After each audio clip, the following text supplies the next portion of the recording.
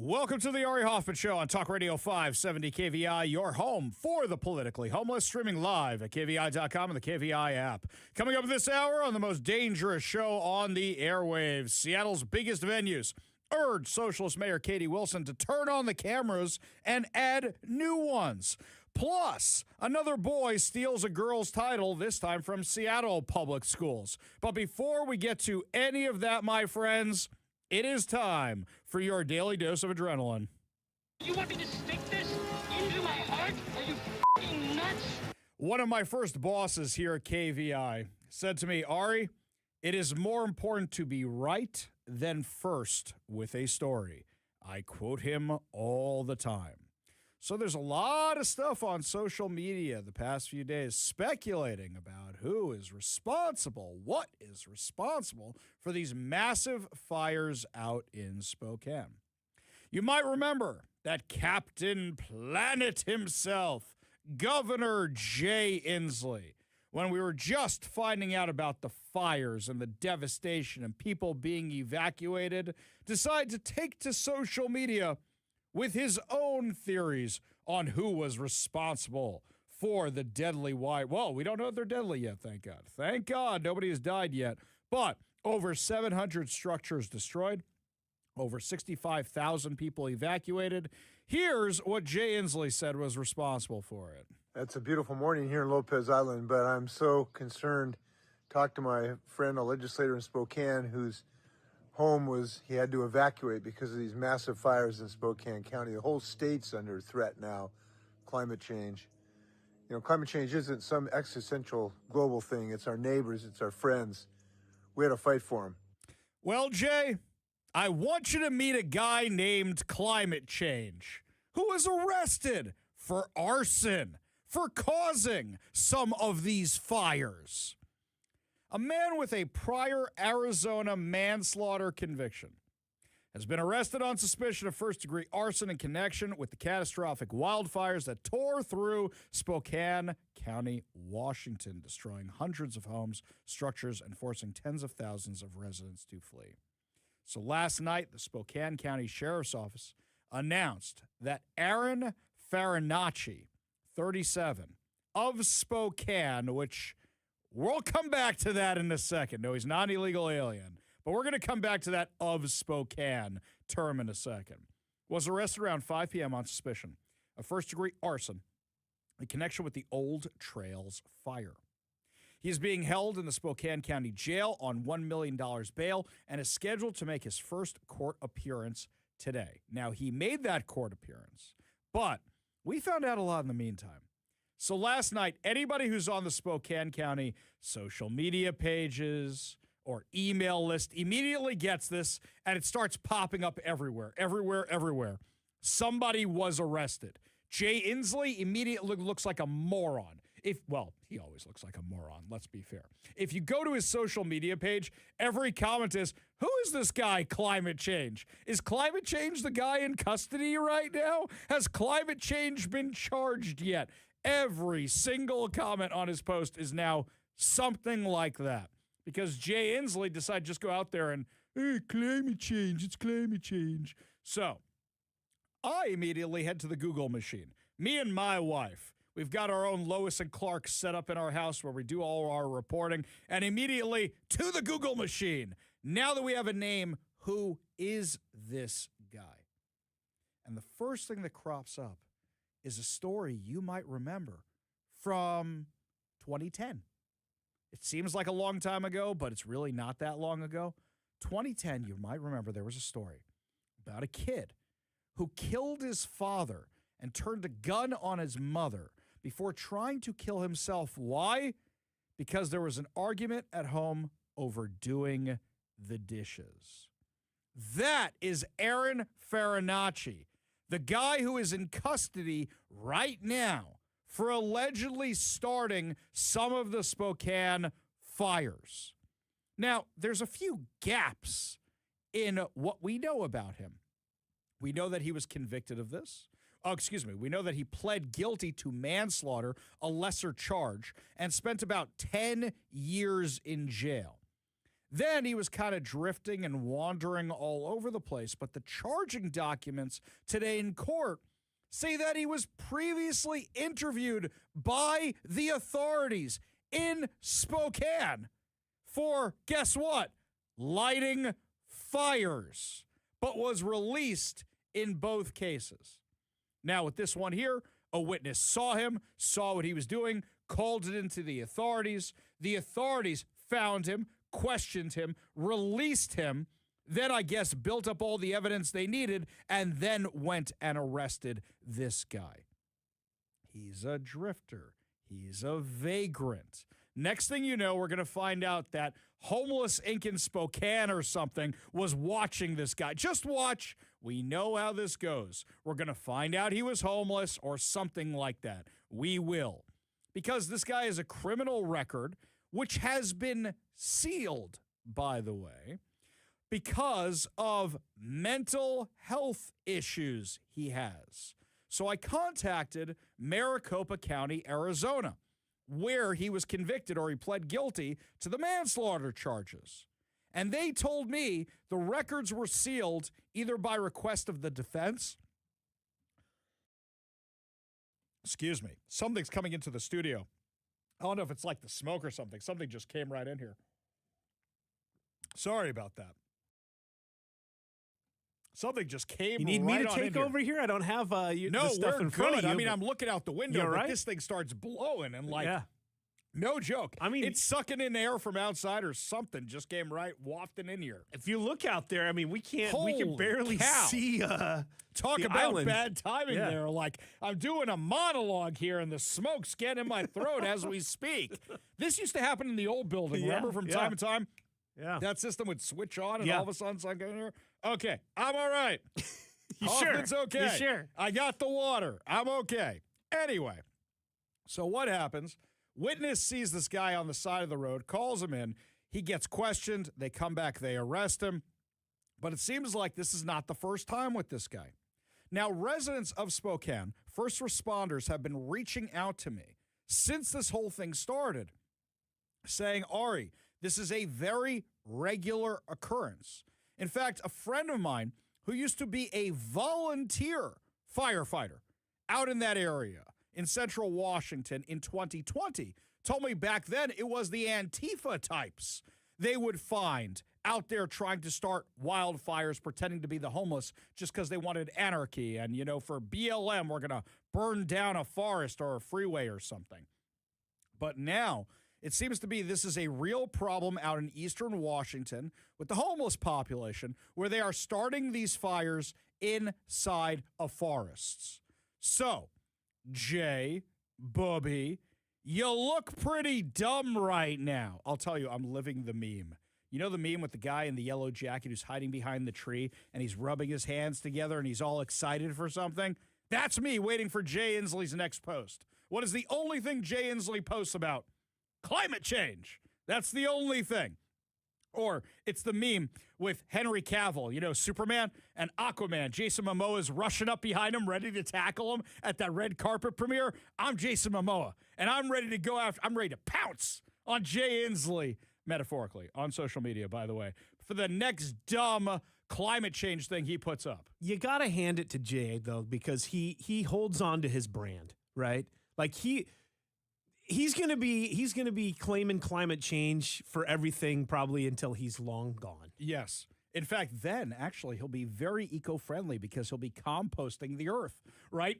Years from now, please God, he has a very long and healthy life and all that. We don't want to wish ill on anybody. Oh, maybe. Unless he's getting cremated. Well, yeah, then, I mean, that's very, well, he likes, you know, fires and stuff, right? He's all about not clearing forests and stuff. So he's into that. He's big on the ash and the clouds and everything else. For years and years while he was governor, he let things like this happen. But as I said earlier in the office, you know he's going to say, I'm not saying that's what started this. I'm saying that it's rife for this, right? For someone to come along and torch it because of the climate change. We have such dry places.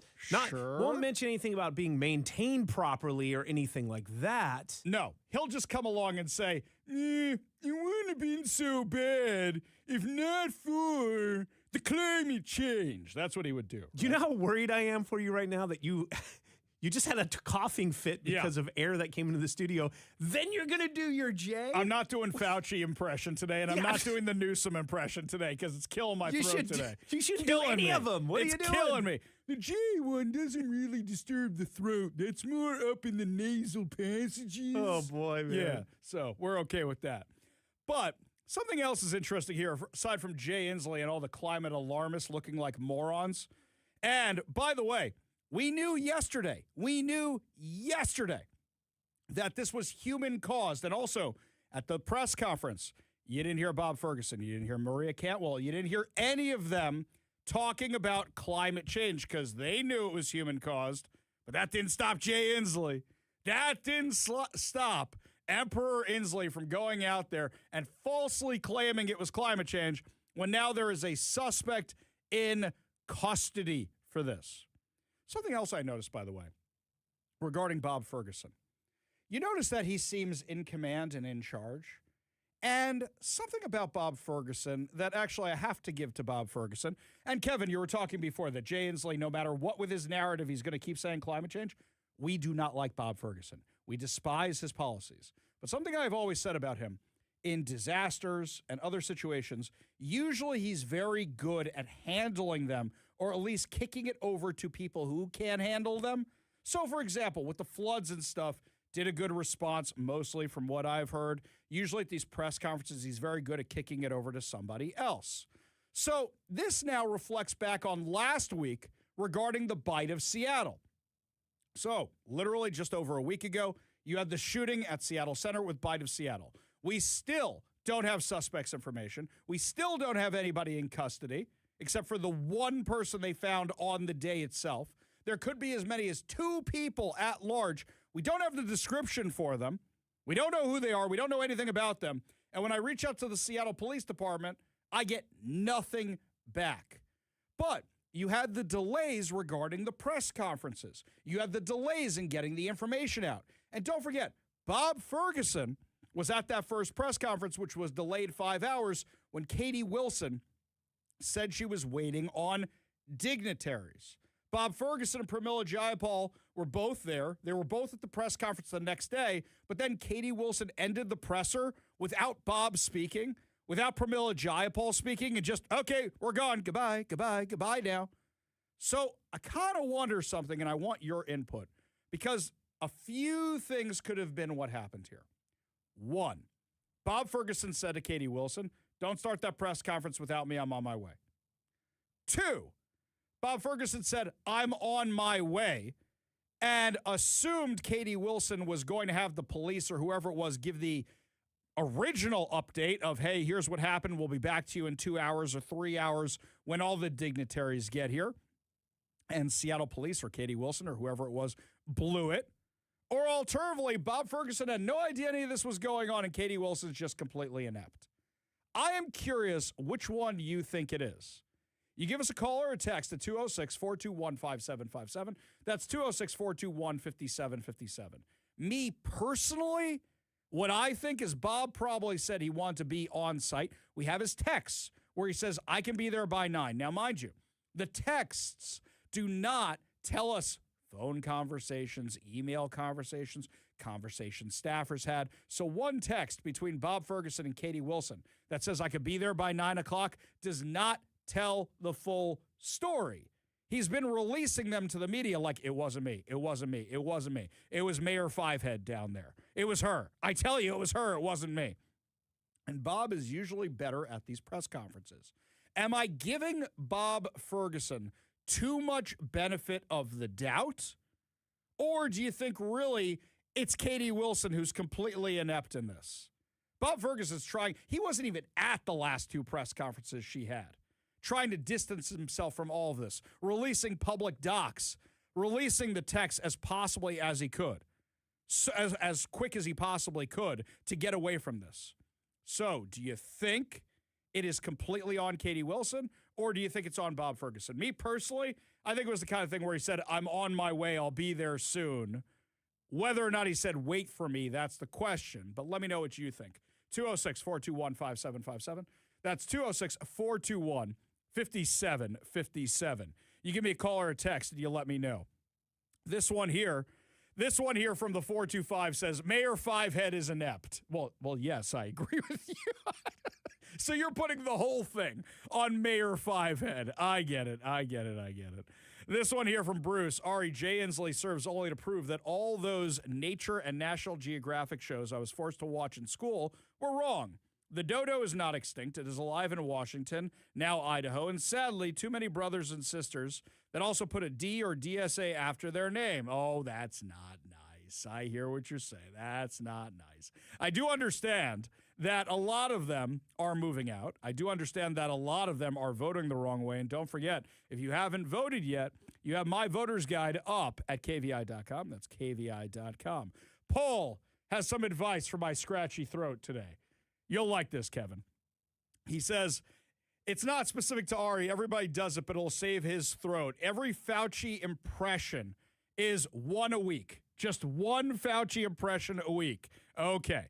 Because his voice is totally not scratchy in real life. I don't know about that, man. I hear it when I hear him talk. I know he's got that New York accent, but the scratchiness just comes right into it with me. But yeah, you guys let me know what you think. Do you think it was Bob Ferguson delaying the press conference? Do you think it was Katie Wilson being inept? I think more and more it's looking like Katie Wilson was inept, but I don't like Bob Ferguson so much. I don't want to give him a free pass on this. I think really, he had something to do with it. I'm on my way. And then they delay the thing 5 hours. Regardless, given the smoke that's out here in eastern Washington right now that's somehow making its way into my studio as we speak, this is really, really bad. Over 65,000 people have been evacuated. I was actually talking to one of my attorneys today about a different case. He had to be evacuated. He's at his in-laws' house right now.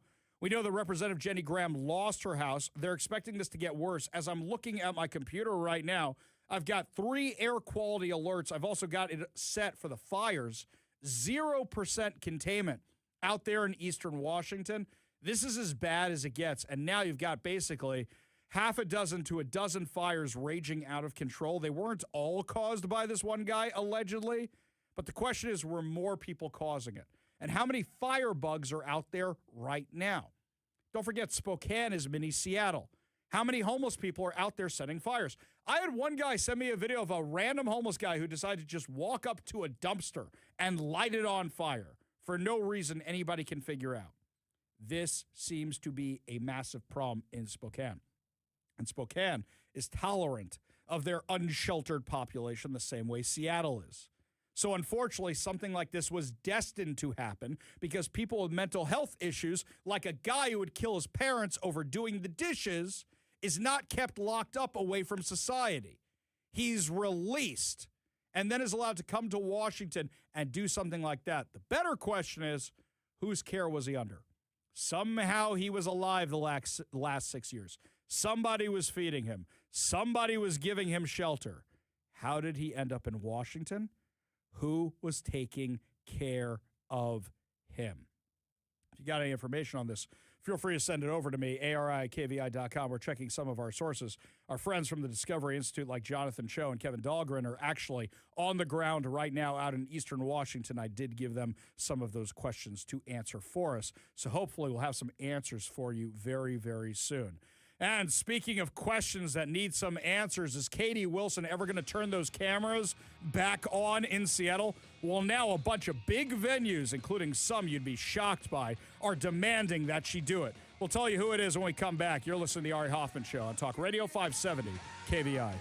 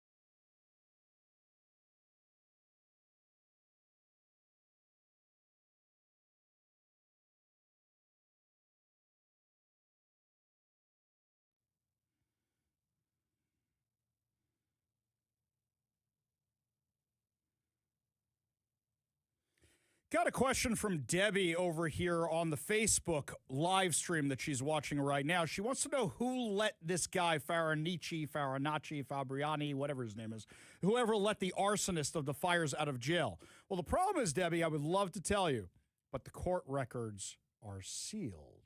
So as soon as I find a way to get those court records, and I am talking to Maricopa County, odds are they're not going to want to deal with this. Odds are they're like, yes, we can be free of this. Let's send it up to Washington.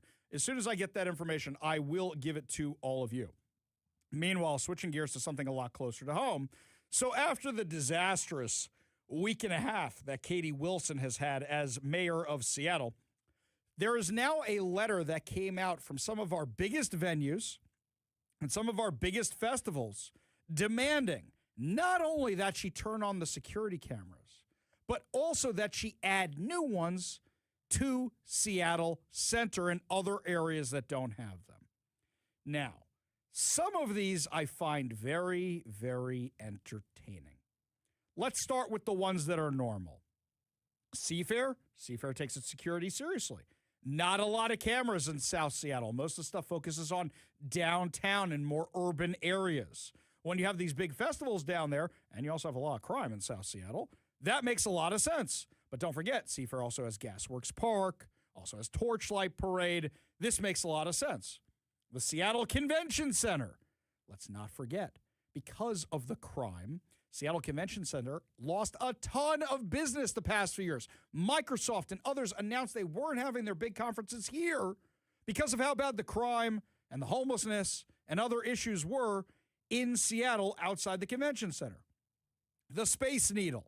Well, we don't need to tell you about the Space Needle. For what? The better part of last week, it was the Space Needle shooting, and they had nothing to do with it, right? It's the Bite of Seattle shooting, where Bite of Seattle is really responsible for the event. People are hiding inside the Space Needle. Visit Seattle, the Department of Tourism, that makes perfect sense. Then there's the Washington State Ballpark public facilities. That's the stadiums. Chihuly Garden and Glass. Don't forget, you had that lunatic who broke into them last year and was shattering all their glass. So they want them over Seattle Center where there's no cameras right now. Then these two crack me up. You ready for this? The Capitol Hill Block Party. So all the lefties that accuse the city of, you're giving our information to ICE, you're giving it away, they're going to be looking at the video. Now they want the cameras? Wait, who's another really woke organization in town that supports all these lefty policies but may have a lot of spectators that want to be safe? Oh, the Seattle Storm! The Seattle Storm are on this list. In fact, they're right at the very, very top. Right at the top. The Seattle Storm now wants the cameras. So the Seattle Storm, who are all pro-BLM, anti-police, now you guys and the Capitol Hill Block Party, all the people who are in favor of the armed occupation of 6 blocks of your city. Now you guys all want the cameras, huh? I say, give them to Seafair. Give them wherever Seafair wants them, let's put them there. I say, give them to Chihuly. Give them to Space Needle. Give them the Convention Center. Capitol Hill? Seattle Storm? I don't know, guys. I kind of feel like we should tax them. I've never said this before in my life. I think if you guys want these cameras, after everything you've done to oppose these things, I think you guys should have to pay for them. I mean, after all, you're a women's basketball team. You got lots of... Sorry. I was about to say a big budget, but we know that just ain't the case. Now, me personally, I'm kind of torn on the cameras. Why am I torn on the cameras? Because I was a big supporter of the Patriot Act. And the reason I was a big supporter of it was because I was in New York for 9/11. And after that, you're like, yes, I got nothing to hide. But the terrorists who are saying Allahu Akbar or talking about bombs on the phone, I want them to be afraid of the government. But then we saw how it was weaponized during COVID. We saw how the surveillance, the snitch lists, everything else was weaponized during COVID. We saw how the Biden administration was trying to censor our speech using some of these tools, spying on us. I know that right now we don't have enough police officers. And because we don't have enough police officers, they're saying, okay, if the guy gets away, at least we could use the cameras to track him to wherever he went, and then we could go arrest him later. They're really for after the crime, not while the crime's in progress. And we could catch people like the two punks that beat up the 70-year-old man in downtown Seattle and a bunch of other crimes leading up to the World Cup. I get it. But are there privacy concerns? And I would argue there are. I'm torn on this issue. I want safety and security. I want more police. But because we don't have more police right now, are the cameras the best option? Are there surveillance concerns? Absolutely. I want to know what you think. We'll open up the phone lines. Give us a call or a text. 206-421-5757. That's 206-421-5757. Leonard says over on the text line, I think Mayor Fivehead is totally responsible for all of this. I think she needs to be removed from office, but I'm afraid it's too early for that, says Leonard. I don't know if it's too early for that. Right now, you can't remove somebody from office for being stupid. Otherwise, I got a lot of people I want to kick out of office. You can't arrest people for being dumb. Otherwise, there's a lot of people we could put behind bars. She hasn't technically done anything that can get her removed from office yet that we know of. John Narbon says, hey, Ari, Al Gore already took the Captain Planet recognition. Jay Inslee became the second biggest dork to jump on that same policy. I don't know, man. Because Al Gore, where's Al Gore? That's a name I haven't heard in a long time, right? A long time? Yeah, I don't know about that. Somebody caught this one.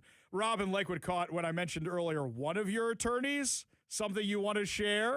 I will tell you what it was. It was a discussion over the press pass lawsuit.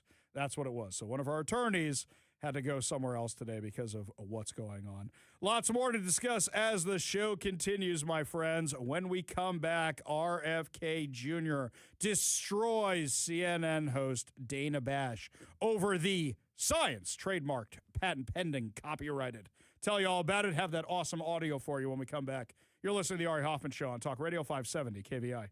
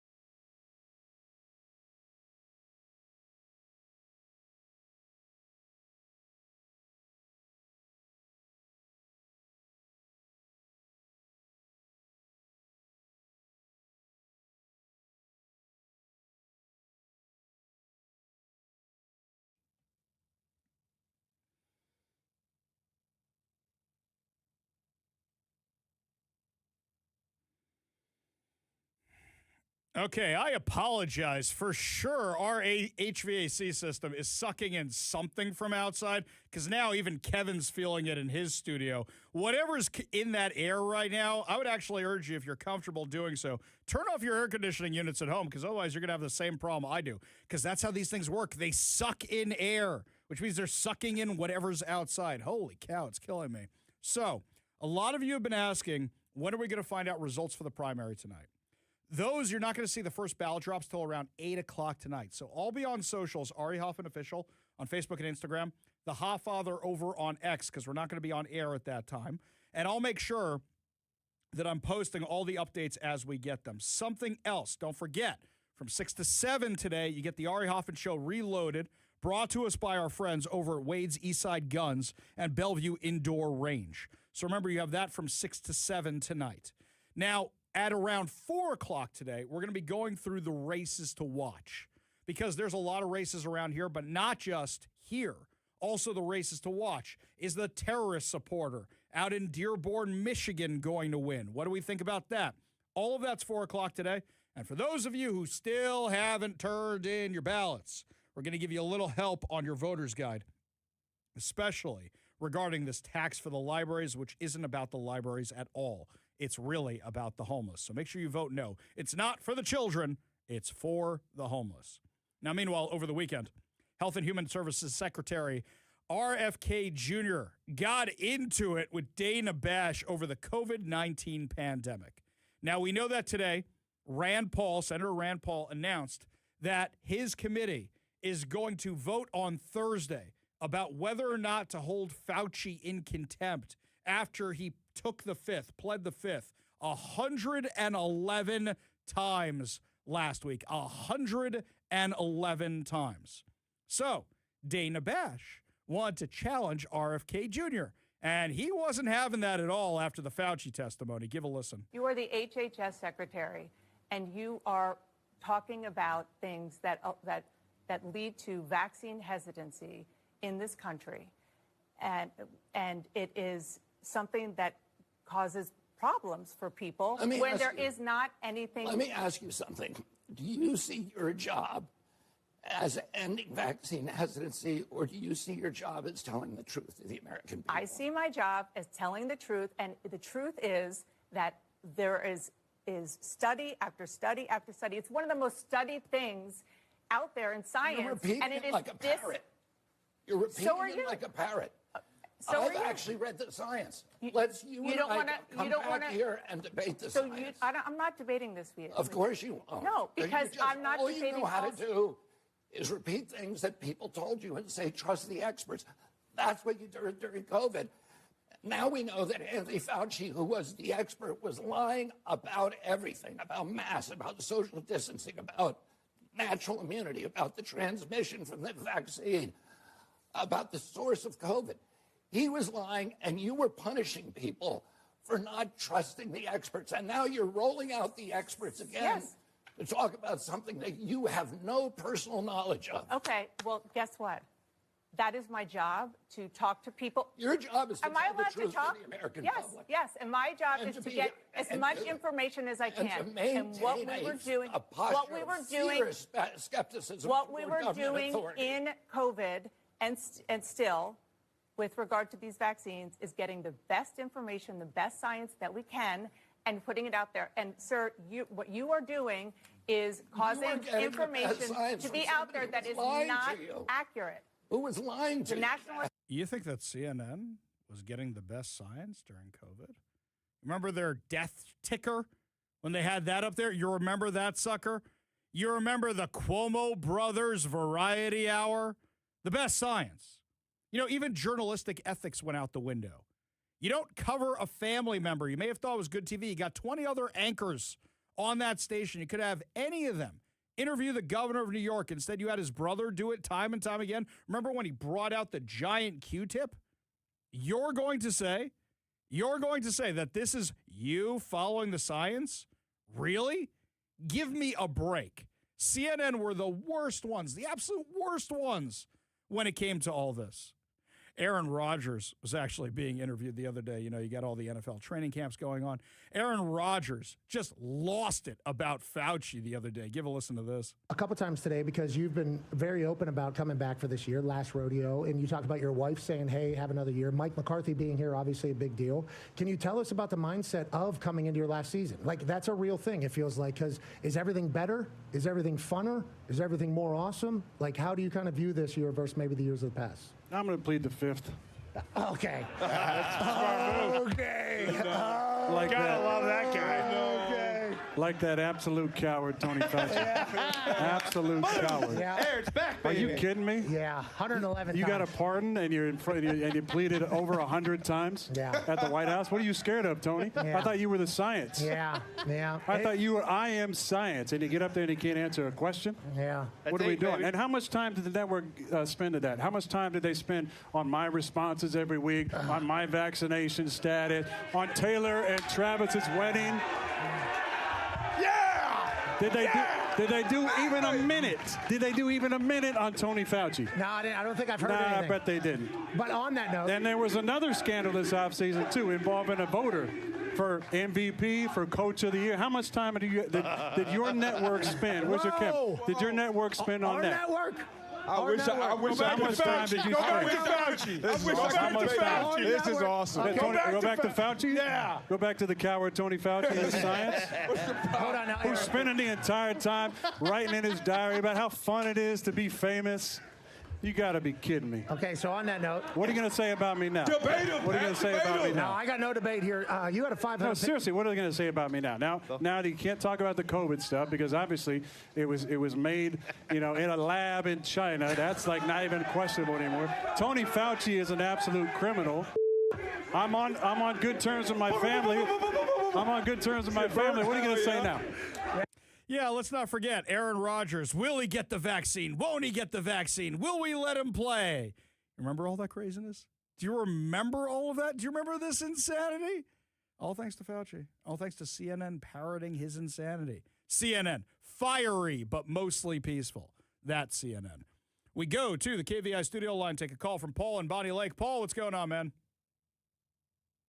Taking my call. You were talking about whether or not to use the cameras in the Patriot Act. In the founding of the country, you had the Federalists and the Anti-Federalists. Both views were necessary for the establishment and the continuation of our country. Today's conservatives are the descendants of the Federalists.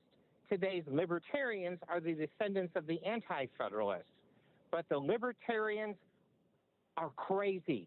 They're borderline anarchists, and they are vile anti-military bigots. So stick with your conservative principles and use the cameras. You know what's funny is actually Matt texted this one over to us. It's a graphic. I don't know if he made this or somebody else did. It says, Dr. Strangelover, how I learned to stop worrying and love the flock camera system. Very good. Well Appreciate the said. call, Paul. Appreciate you being part of the show. You want to be part of the show, you give us a call or a text at 206-421-5757. That's 206-421-5757. Up next, my friends, another boy steals a girl's title, this time in our very own Seattle. Give you all the details when we come back, including a surprising new support from the world of women's sports about keeping girls' sports for girls. You're listening to the Ari Hoffman Show on Talk Radio 570 KVI.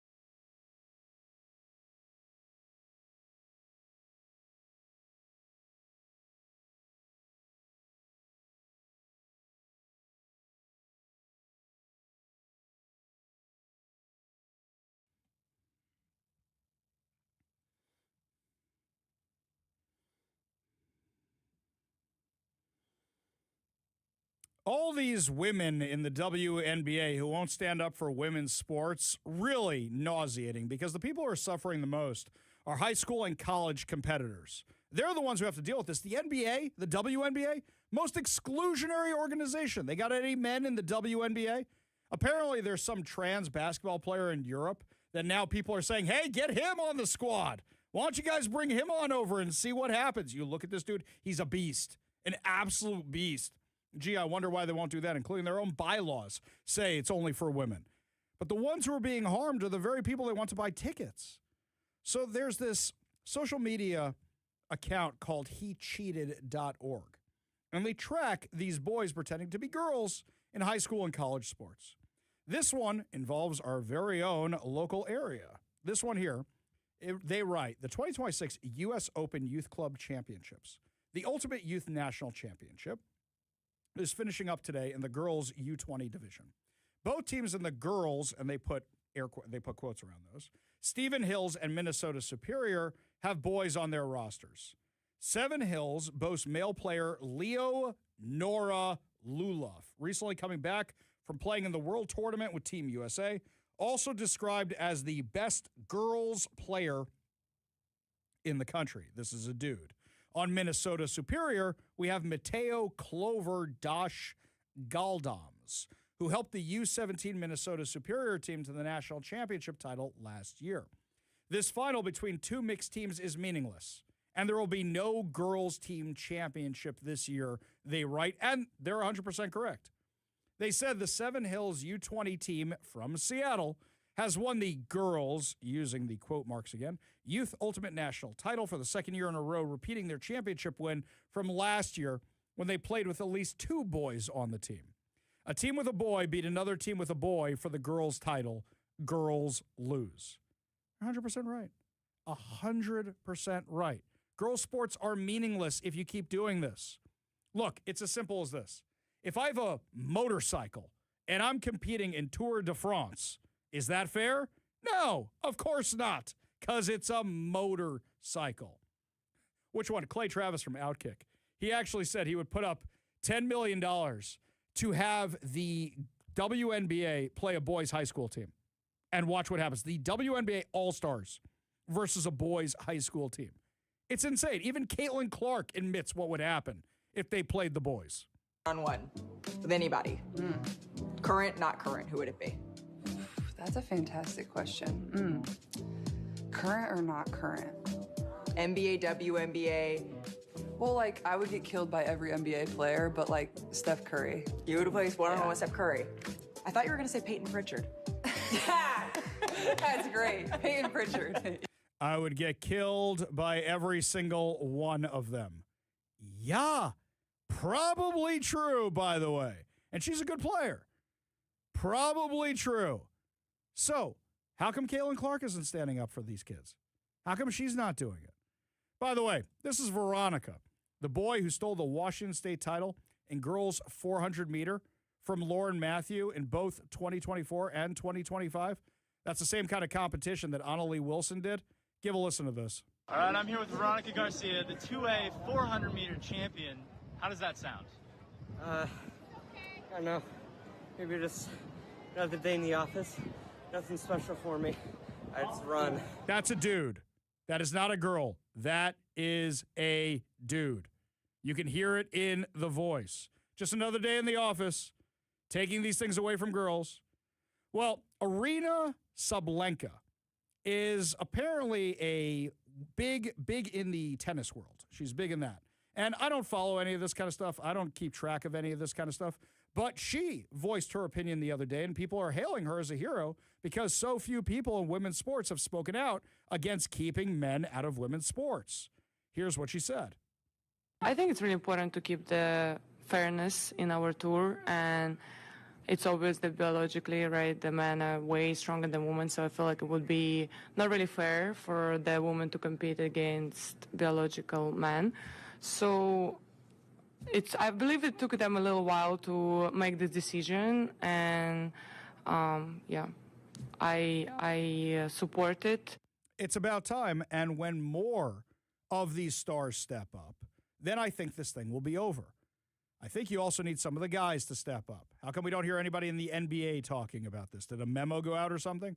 After all, there are talking points, obviously, to the coaches in the WNBA. We go to the KVI studio line, take a call from Transit Joe. Transit Joe, what's going on? What's going on is I think somebody who's a volunteer needs to stick up for public health on your show. I mean, we all survived COVID, didn't we? No, not everybody survived COVID, Joe. Right. Some people died. You didn't listen to the recommendations to wear a mask and get No, vaccinated. Joe, no. Absolutely not. That is not true. A parent of a friend of mine listened to all the recommendations. And then, because she was told by people like Jay Inslee and Anthony Fauci that once you have the vaccines, you're protected, went elsewhere and got COVID and died. You really want to do this, Joe? You're sticking up for a guy who, in his own diary, said he knew that some of the things he was recommending wouldn't work. You really want to stick up for this guy? I'll ask you this, Joe. Have you read the diary? No, I have not. Okay, stop right there, Joe. No, Joe. No. You said you haven't read the diary. I haven't read the whole diary, but I've read enough of it to know that he's a megalomaniac and he's on a power trip. And he was saying things he knew were not true. And the case you just gave is exactly the case that happened to so many people who did follow what they said and did follow recommendations. And aside from the people who died after following those recommendations and the people of health complications after following those recommendations, all the kids with the learning loss, all the suicide, all the depression, all the anxiety, no. Gary, No. Sorry, Joe. Not doing this. Gary. Not going to do it. Appreciate the call. Appreciate you being part of the show. You want to be part of the show, give us a call or a text at 206-421-5757. That's 206-421-5757. This one here from John over on the text line. Ferguson and the mayor, both of them are responsible. Cameras, bring them back. Not like you normally can see a license plate, but now it's impossible to see the traffic conditions in the city thanks to Katie's ineptitude. Fair point, John. When we come back, your chance to take the trip or keep the cash. Plus, we'll give you some preview of tonight's primaries here in Washington and across the country. You're listening to the Ari Hoffman Show on Talk Radio 570 KVI.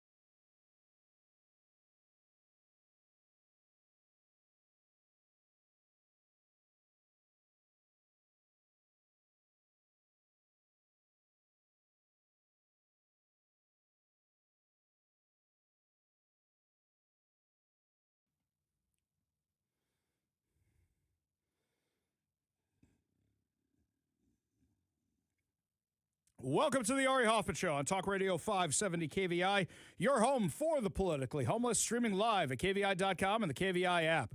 Coming up this hour on the most dangerous show on the airwaves, we now know the teacher who was responsible for that school display with the testosterone vials. Plus, Representative Newhouse is going to be joining us with an update on the Spokane fires, and is Sound Transit finally going to install fare gates. But before we get to any of that, my friends, it's your chance to take the trip or keep the cash. Given the fact that it now looks like I can barely see anything out my window from the smoke, holy cow. Look at that, Kevin. It's a great time to get out of here. That's nuts. From the start of the show at 3, so a little over an hour ago, this is wild. Yeah, man. it looks like a fog cover came in. That ain't fog outside. We could see across the water beforehand. Now you can't see nothing no more. Anyway, your chance to take the trip to Yellowstone or the Grand Canyon, or $3,000 in cold, hard cash. All you have to do is text the word I give you to the number I give you. Do not text your name. Do not text your address. Do not text your eye color. Just the word I give you. Today's word is fir, as in the tree, not as in the stuff that I'm covered in. The tree, fir tree, F-I-R. That's F-I-R. Text the word fir, F-I-R, to 206-421-5757. That's 206-421-5757 for your chance to win. Reminder, not like the stuff Chewbacca's covered in. Not like the stuff your dog is covered in. Like the tree. Like a fir tree, F-I-R. Text that to 206-421-5757. That's 206-421-5757. We go to the KVI studio line, take a call from our friend Carrie in Kent. Carrie, what's going on? Ari, are you a furry? Oh, wow. That's quite a question I've never been asked before. Just because I am... hey, I prefer Chewbacca. Thank you very much, oh my okay? Gosh, you're killing me. That's the one I get. Yes, you were saying, Carrie.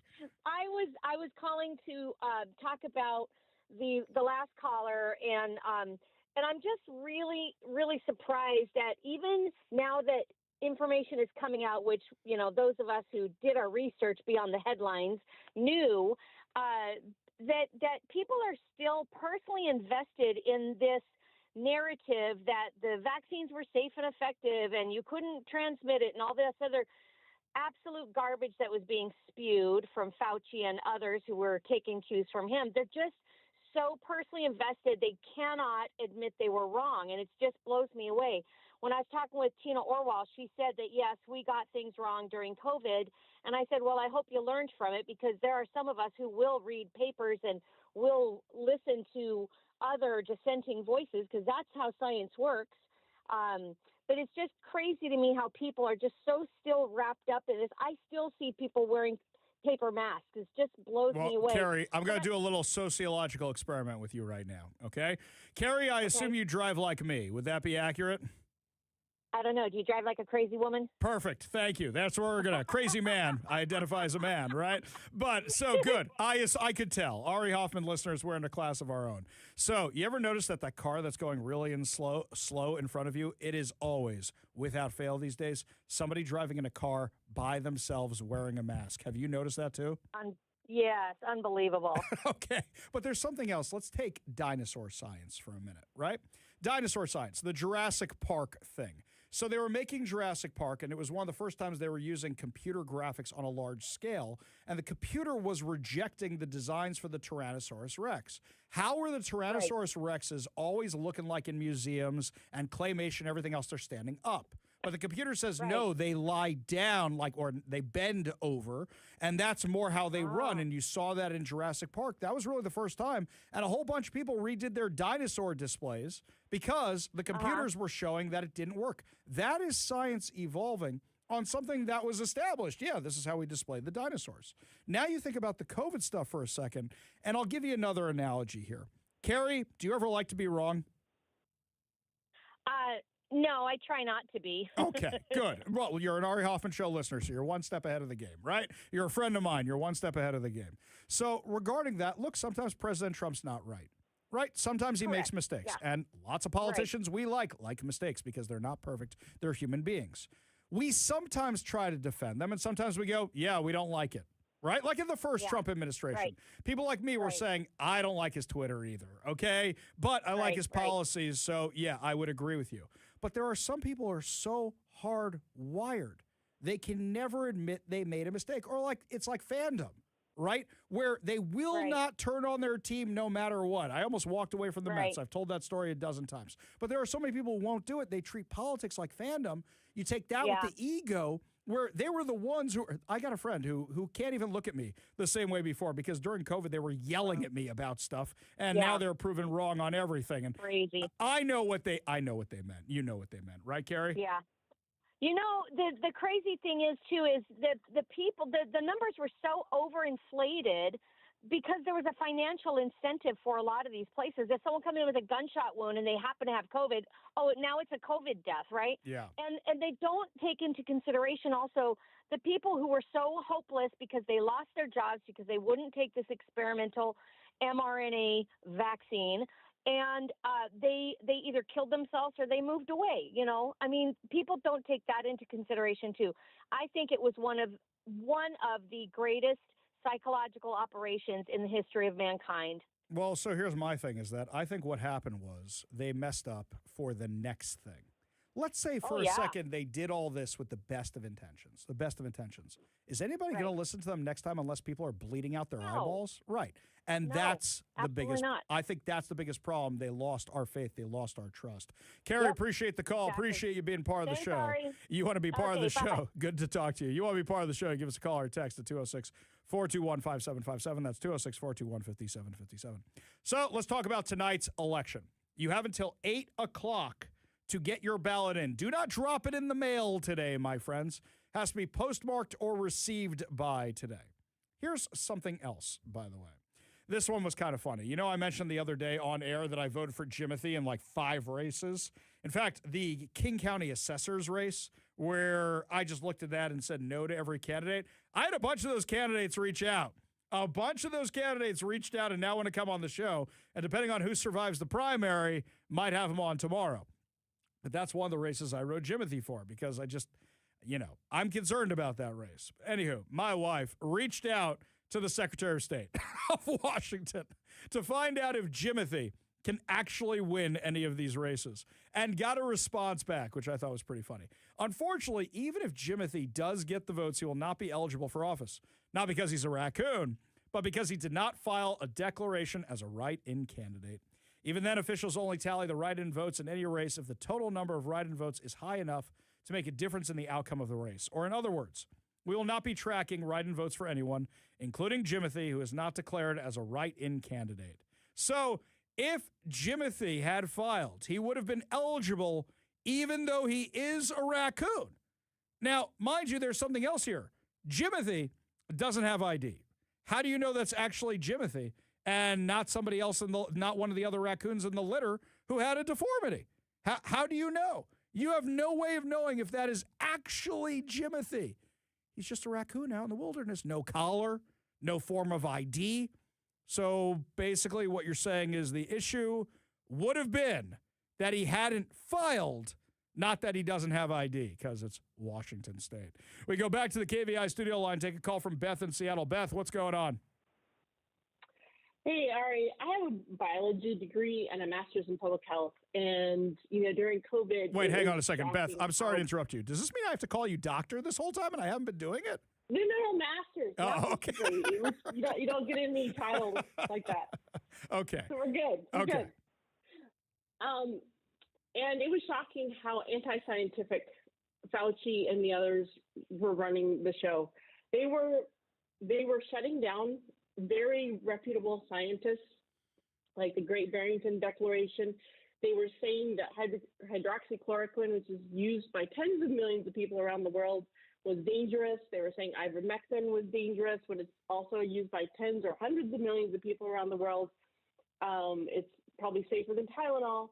And they were making so many things that had to do with authoritarianism and not science and not public health, because public health actually looks out for the health of the public, So their entire health, not just whether they get COVID or whether they don't, but are they more healthy overall? Like, even if they get measles, are they more healthy than if they had this other treatment that might have killed them? Yeah. Whatever. You're looking at the whole picture. Well, think about We're this. not looking at the whole picture. I mean, Beth, I know you listen as often as you can, right? But you also follow me on social media. You remember when I got the documents from King County Health that they knew the vax wasn't stopping the spread, and they kept telling everybody it was? And you remember when they were literally telling Inslee's office, it's not stopping the spread. And then he did the mandates. So even after they knew that, that's not following the science. That's not accepting the science. And you want to give benefit of the doubt. It was a pandemic and we didn't know. At that point, you had scientific evidence telling you one thing. And it had been months of that. I had months of reports where they were saying that. And yet he went ahead with the mandates anyway. Oh, it's not working. Let's double down on it. I mean, that's the craziness is nobody was following it. Yeah, and most of Europe was sending their kids to school, and they were fine. Yep. And we're totally ignoring that.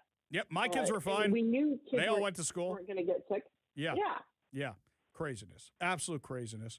Beth, appreciate the perspective. Appreciate the expertise. You want to be part of the show, you give us a call or a text at 206-421-5757. That's 206-421-5757. Now let's look at the races around here you want to be watching for Election Day. Okay. So, in the 4th Congressional District, this is interesting because this is Republican on MAGA versus I'm more MAGA than you MAGA. So this is the 4th Congressional District. This is Republican Representative Dan Newhouse's district, and he's retiring. Actually, he's going to be joining us around 4:30 today with an update on the wildfires and the federal response. So he's going to be retiring this year, and there are 11 candidates competing for that. But that's going to be a lot of Republican on Republican action there. So that's one race we're going to be watching tonight. The other one that I'm going to be watching with regard to Congress, this is going to be Representative Adam Smith. Now, he's going head-to-head with Doug Bassler, who we had on the show yesterday. If you missed that interview, you can head on over to kvi.com right now and check it out. He's the Republican candidate in that race. But you also have Shama Sawant, the Marxist, the communist, the crazy former city council member who got Amazon to move to Bellevue, who raised the minimum wage, who defunded the police. And what's crazy is she's running on that record.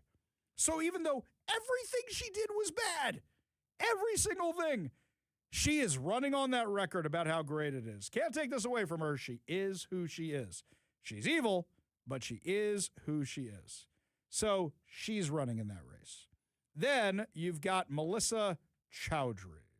Melissa Chowdhury is the one who's a white lady who now thinks she's a Muslim lady who wraps herself in the headdress all the time. Married a guy who's a fraudster who was also an illegal alien who was arrested by ICE, and then she was claiming, no, he's just an innocent guy, even though he's a convicted fraudster, lied on his immigration documents, and tried to defraud the U.S. government as well. But her own thing is this gal's entire campaign seems to be she hates the Jews and she hates Israel. Nothing about any local issues. It's just she hates the Jews and she hates Israel. In fact, she is so in with the Islamic stuff that what happened was when she was at a candidate forum with the stranger, the Seattle stranger, as far left as you can get, that what happened was she admitted to them and she wanted to not be on record at a candidate forum. So not very bright, by the way, when it's run by a media outlet and everything's on record. She said she wasn't really a Democrat. She was just using them as like a skin suit, and she was going to switch to the Green Party as soon as she got into office. Also at that time, she was asked by the stranger, how come there's nothing, you claim you're a Democrat, how come there's nothing on your page about the LGBTQIA community? And she said it was because she didn't want to upset her Muslim supporters, basically just blowing up all that, that entire thing, where you realize, well, yeah, the Muslims don't like the LGBTQIA crew, but they're using them to further their agenda. Now, there's some other fun around here. So you've got Senate Majority Leader Jamie Peterson, who's being challenged by Hannah Sabio Howell. She's a far, far, far left progressive, and the far, far left are voting for her. Then you've got the conservatives who will not vote for Jamie Peterson under any circumstances because he's the one behind the income tax. He's the one behind girls as young as 13, or boys as young as 13 for that matter, doing whatever they want, running away from their homes, being sheltered by the government. He's the guy behind all these crazy policies.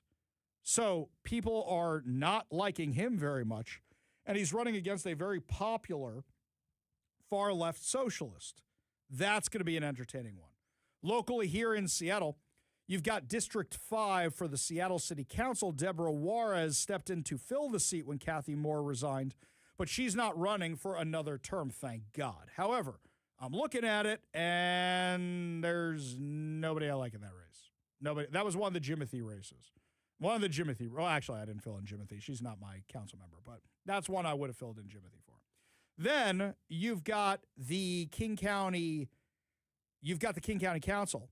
You've got the seat which Girmay Zahilay vacated when he won the race to become the King County executive. The favorite to win that race right now is State Senator Rebecca Saldana. Now, Rebecca Saldana is responsible for a lot of this left-wing craziness, also including the income tax. She's also the one who endorsed a lady who threatened to blow up a school bus filled with children. Now, odds are it's going to be her versus either Seattle Port Commissioner Toshiko Hasegawa or King County employee Miriam Maboya, which will probably be between two out of those three will probably be the ones who get through it. Now, if we get on to the justices regarding the ones who are running for state Supreme Court, people keep saying, Ari, who are your recommendations? Who are your recommendations? They're all right there on my voter's guide, which is up at King County. Up at King County. That'd be funny. Which is up at KVI.com. You head on over to KVI.com. They're all right up there, every single one of them. But basically what you've got is you've got Theo Angelis and Colleen Melody, who were appointed by Bob Ferguson so they could run as incumbents. They have no experience for this. Their only qualification for office is that they're buddies of Bob Ferguson, donors to Bob Ferguson, co-workers of Bob Ferguson, and they were appointed because he knows they'll uphold his income tax. So do not vote for Theo Angelis. Do not vote for Colleen Melody. There are plenty of other people in those races that are qualified for your vote. If you want to know who they are, you head on over to KVI.com right now, and all the information is right there for you. But what I'm watching about some of these Democrat-on-Democrat races, is it going to be like the rest of the country, where the far, far left are the ones who are moving forward in these races?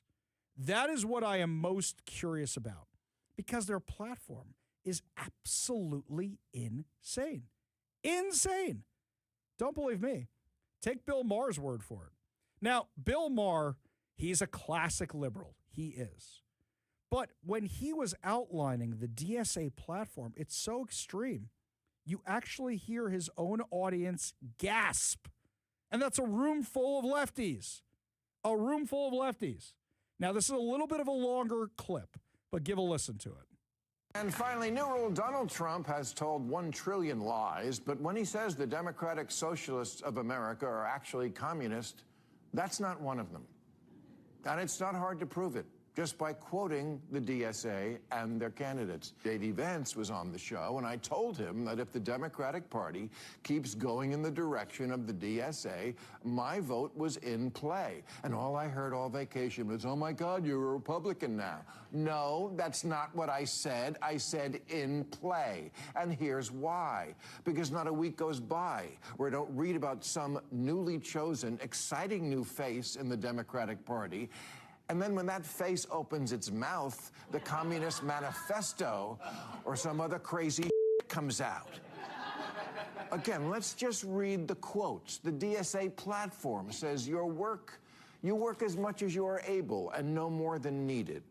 If that was any closer to Karl Marx's dictum, from each according to his abilities to each according to his needs, they'd be sued for plagiarism. New York Mayor Mondani once tweeted Karl Marx's words exactly.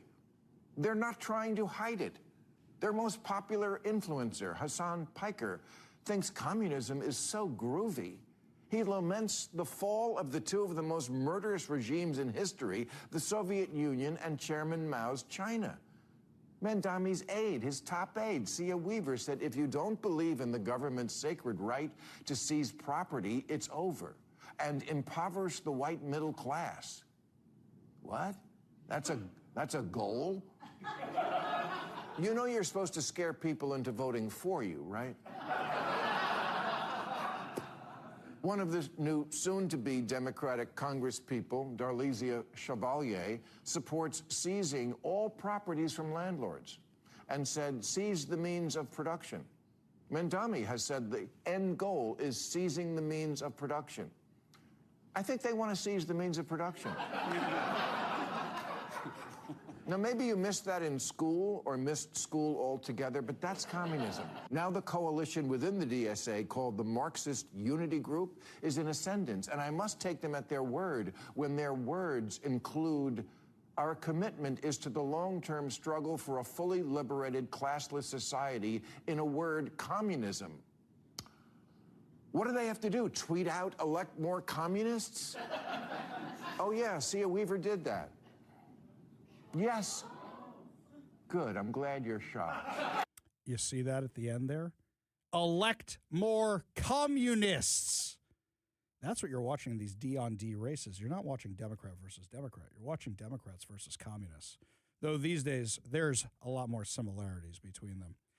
Up next, my friends, lots more to discuss as the show continues, including we now know who one of the teachers was that was helping assemble that display for Pride Month that had the testosterone vials in it. Plus, we're going to be getting an update from Congressman Newhouse about the fires in eastern Washington.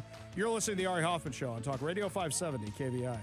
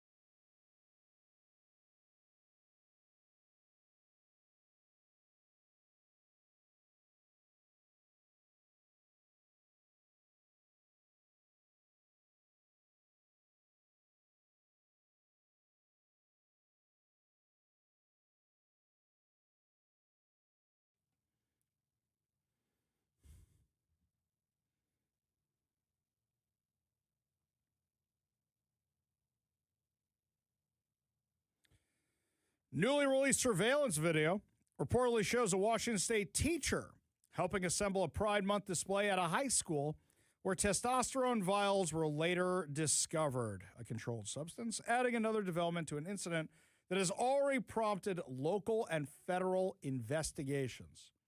Surveillance footage obtained by our friend Brandy Cruz confirms that the Graham Capucin High School teacher Megan Press assisted a student in placing testosterone vials inside the school's Pride Month display.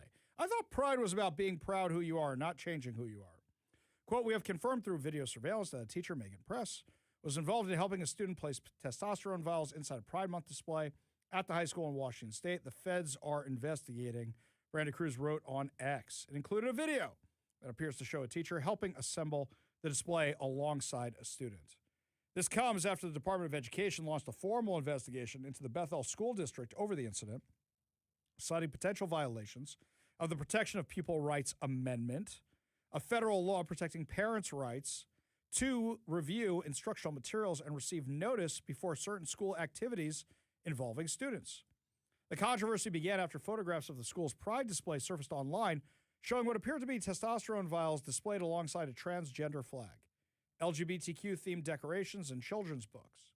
Bethel School District later confirmed the display included both empty testosterone vials and others containing a small amount of unknown liquid. District officials previously stated the vials had been placed in the display without authorization. Quote, we were made aware of the display at the high school that included empty vials of testosterone as one of its visuals.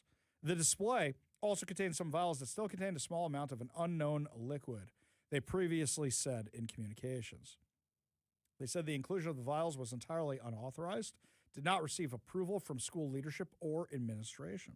The district also said administrators had identified those responsible for adding the vials and removed them from the display. Following public attention to the incident, Pierce County Sheriff Keith Swank announced his office would investigate. Detectives later seized the testosterone vials for evidence. The Trump administration has since elevated the matter to a federal investigation. The Department of Education said it will examine whether the teachers or administrators encourage students to pursue medical gender transitioning procedures without parental knowledge or consent, and whether the district complied with federal parental rights requirements governing instructional materials and student activities. Federal officials also cited reports that students had access to testosterone, a controlled substance commonly prescribed for certain medical conditions and for individuals undergoing gender transition procedures, as part of the school's Pride display before law enforcement removed the materials because of health and safety concerns. The department has warned that substantiated violations of PPRA can result in enforcement actions, including the potential loss of federal education funding. For me, there's a bigger concern here. What kind of stuff is going on in these schools that have health centers? Health centers are not like they were when you and I were kids. Let's do this right off the bat. If you wanted an aspirin or a Tylenol or something, they had to call your parents back then. They had to have permission from your parents to actually give you any of that. Nowadays, if you're 13 years old, you don't have to tell your parents anything. Once you're 13, they can do anything they want if the kid says it's okay. And the kid doesn't have to go home and tell mom and dad. And we know there's a lot of crazy stuff being given out by these activist educators, by these activist nurses, by these activist medical professionals. And the stuff is being hidden from the parents. That's exactly why on your general election ballot, we have the initiative to protect parental rights. So you have to vote yes to protect parental rights. That's not on your ballot for the primary. That is on your ballot for the actual midterm election in November. And just a reminder, you have 3.5 hours to get your ballots into those drop boxes. And I will remind you of my pledge, by the way. If you call to complain about something election related, I am going to ask you if you got your ballot in or not, starting tomorrow. And if you did not get your ballot in, we are dropping you from the call, because odds are you're going to start giving me a song and dance about it all being rigged anyway. If you don't participate, you don't get to say it was rigged. So make sure you get those ballots in today. Also, in off-year elections with low voter turnout like this one, Republicans have a chance. Common sense has a chance. Normies have a chance. to actually get some gains out of them. Up next, my friends, Representative Dan Newhouse will join us with updates from the fire. Tell us what's going on in Spokane, but also tell us about the federal response. You're listening to the Ari Hoffman Show on Talk Radio 570 KVI.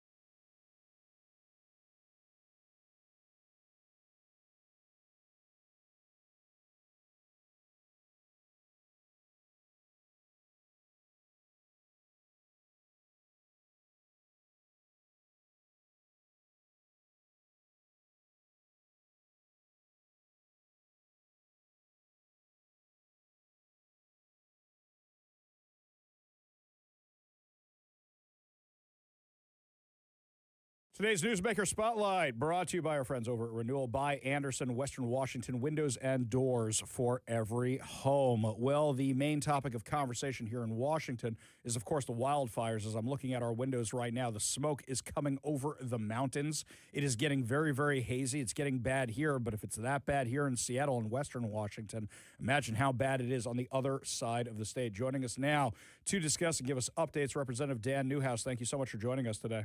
Thank you, Ari. It's a pleasure to be with you, and thank you for acknowledging that. We are socked in. I'm not sure I've got much over a mile, maybe 2 miles of visibility here in the Yakima Valley. We're choking in smoke for sure. I can imagine. I mean, given how bad it is here, it must be infinitely worse by you guys. Now, we saw today that the feds are coming through, and that seems like that Washington State is getting whatever it needs. What can you tell us about that? Yeah, I joined my congressional colleagues just yesterday, signing a letter requesting the president to follow through with Governor Ferguson's request to declare a disaster, and he did that. Same day I received a letter, so that was awesome. And I got to tell you, the coordination between all levels of government, the firefighting efforts have been really good. The communication's been good. We had a call yesterday that brought a lot of people up to date through the Washington State Military Department, which was very helpful. I'm guessing there must have been, 50 plus people on it. State legislators, federal legislators, all parts of government. So that's good. Communication is awesome. But our hearts and prayers are with the people that are being directly affected. We can complain about the smoke and our scratchy eyes and throats. We haven't lost our house here, and I really feel for those folks that are going through these terrible, terrible, terrible fires. Yeah, we know Representative Jenny Graham lost her house in the fire. The only thing left of her house was an American flag on a flagpole, a charred American flag. I mean, it's really, really, really sad. Now, actually, you have a unique perspective I'm curious about. People don't often think about the after effects. They think, okay, you rebuild a house, or okay, you regrow a forest, but you're in a unique position to answer this question. Farms and other agricultural products, they don't recover so quickly. You're talking a multi-year cycle behind this, right? Well, every day that goes by, it makes me more and more nervous.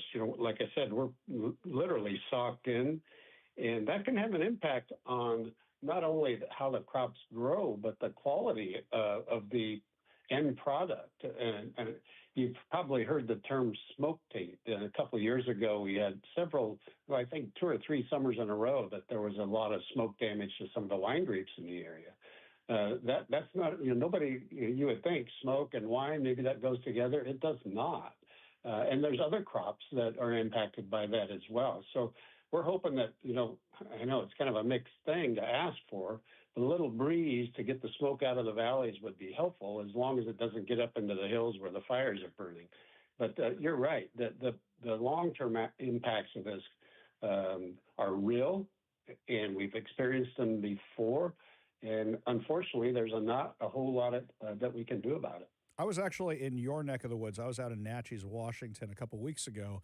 My brother-in-law has a place out there, Whistling Jack's. So we were out there at that place, and I saw the devastation from the last time they had fires like this. I think it was a summer or 2 ago. He literally sent me pictures where you could see the fires coming over the hills, and they still haven't recovered from that. So back-to-back things like this, I mean, I'm concerned about that. That caused a lot of damage. Particularly, there's an integral water delivery system there. The Yakima-Tieton Irrigation District depends on the canal. It's literally hanging on the side of a mountain for about 11 miles. Mm-hmm. And the fire, it didn't burn the canal. It's made of cement, although the heat did compromise parts of it. But burning the timber on the hillsides above and below the canal, they are in very dire danger of, whenever it rains and the snow comes, we get a lot of wash and landslides, which compromises that very necessary supply of water for the Tieton Valley. And, that's the kind of thing that to repair takes millions of dollars and lots of time. So these fires, yes, they burn for a few days, a few weeks, and then we put them out, trees regrow, but damage can be long-lasting, the impacts of these fires. We're talking with Representative Dan Newhouse about the fires in eastern Washington. Now, you mentioned a little bit earlier that the entire congressional delegation signed the letter to President Trump. I saw the press conference the other day on Sunday when this was all getting started. It seems like there's a real kumbaya bipartisan moment going on here. Do you feel the same way? I do, and I say that without hesitation. You know, there's times to be political, and certainly we see that on a regular basis. But this is the kind of time where, regardless of what party you're in, people need our help, and we need to step forward and do the right thing on behalf of the citizens of the state of Washington. And that's what I'm saying, and I appreciate that very much. You know, it's kind of I don't want to compare, but similar to other situations we've seen. It's kind of a 9/11 moment. It brings people together as Americans, and that's a heartwarming thing to see, and that's what we need. Yeah, absolutely. I couldn't agree more. In the last few minutes we have with Representative Dan Newhouse, not to douse water on the situation, metaphorically, of course, but talking about the bipartisan that's going on right here. I assume it's pretty early for anybody to be talking about, hey, how can we do better forest management, or how can we be doing anything to reduce how much of this happens in the future? I assume right now it's about helping the victims. It's about helping stop these fires, put them out, which I'm getting more and more alerts on my computer as we're talking right now about smoke, about fires, about no containment. It's really, really bad. But do you think that bipartisanship will carry afterwards, or do you think everybody will be back at it once this emergency's passed? You know, that's a really good question, Ari. Certainly, after the danger of the moment passes, people tend to go back to their corners and back to their, the way they think about the world and how we should do things. But I'm hoping that this will be a stark reminder of the need for us to get on top of the management issues that we face over millions and millions of public lands and private lands. You know, I was just up in Okanagan County last week, visiting with lots of folks that are being impacted directly. Went to Nespelem, where the Colville Tribe's headquarters is. The highway between Omak and Nespelem is actually closed. We were able to travel on parts of that to see the contrast of managed lands and the impacts of the fire versus non-managed lands, and it's stark. It's night and day. And those forests that have been managed properly, like the Colville Tribe is very good at, are going to rebound relatively quickly. Those places that have not been managed well, they're going to be like a moonscape for a long time. It really damages the soil itself, and plants just can't get through that kind of soil situation that we have now. So I hope that kind of visual, that more and more people will understand that this is an urgent situation. It's not a global warming thing. It's not oh my gosh, we've got to cut CO2 production. It gets hot and dry in the summer in eastern Washington, and forests in this kind of situation, we've got to manage very differently than we do on other parts of the state in order to prevent this kind of catastrophe we're seeing now. And I think a lot of people, I hope, will get that message. This is exactly why I wanted to talk to you, because something you said when we were in D.C., and once again, thank you for your hospitality for the 250th anniversary to you and your entire staff, was you were talking about how you're a farmer first. And that's why I figured talking to you about this, you get a unique perspective for a lot of people who aren't being heard out there, who right now are dealing with absolutely unimaginable situations. So Representative Dan Newhouse, thank you so much for fighting so hard on behalf of all of them, on behalf of all of us here in Washington State, and for the updates you gave us today. We really do appreciate it. Well, thanks, Ari. And I got to, tell you, too, it's a pleasure to see you in D.C. and meeting your lovely wife. That was a special treat. But thanks for shedding light on what's happening throughout the state. Now that people on the west side are getting the impacts of the smoke, I hopefully that will wake up a lot of folks to reality that we face on a yearly basis in eastern Washington. And we need some help. We need some assistance over there in order to accomplish what has to be done to prevent this kind of thing into the future. Yep, I completely agree. Unfortunately, a lot of people out here don't know where their food comes from and don't know a lot about the other side of the state, and they tend to ignore it. Representative Dan Newhouse, really appreciate your time today. We got a whole lot more to discuss as the show continues. You're listening to The Ari Hoffman Show on Talk Radio 570 KVI.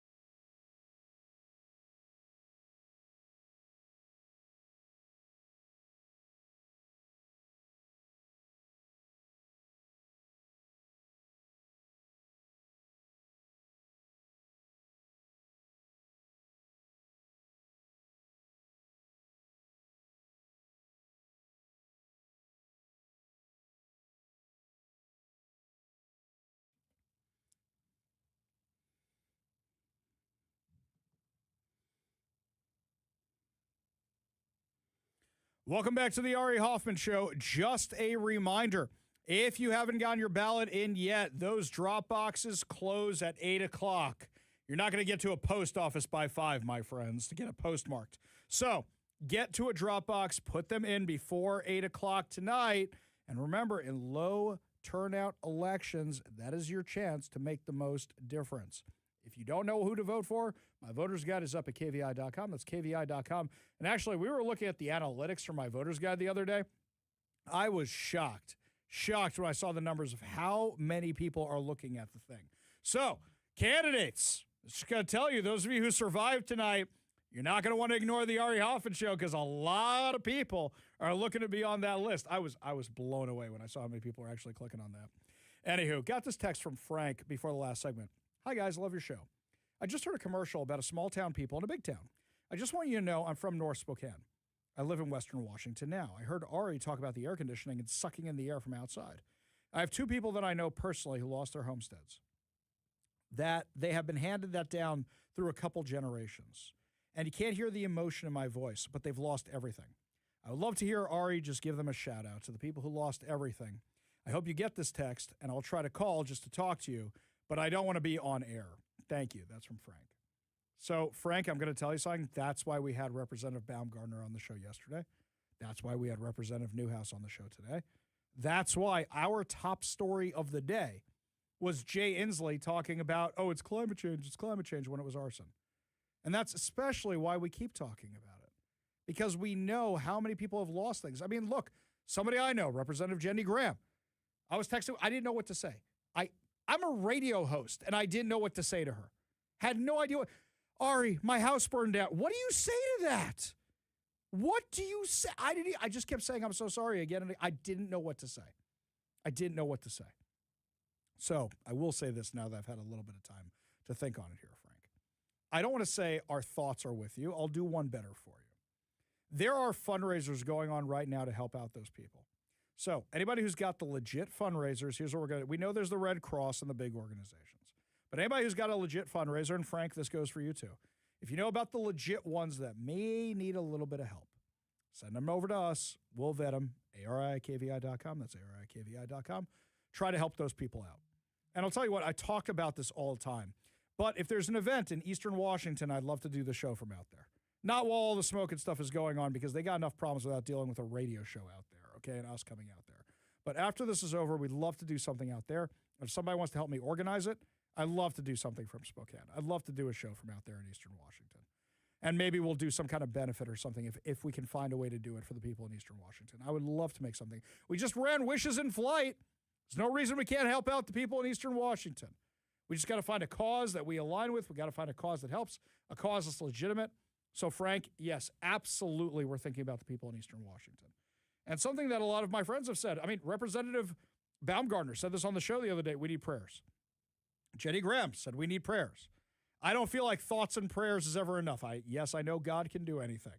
Believe me, I wear it around all the time on my head and everywhere else. But I want to do something a little bit more. And as I say all the time, look, God told Noah to build the ark, right? He said, I'm going to bring a flood. I'm going to keep you safe, but I still want you to build the ark, which means God needs us to build the ark and help out the people in Eastern Washington a little bit. So we'll do a little research on these charities.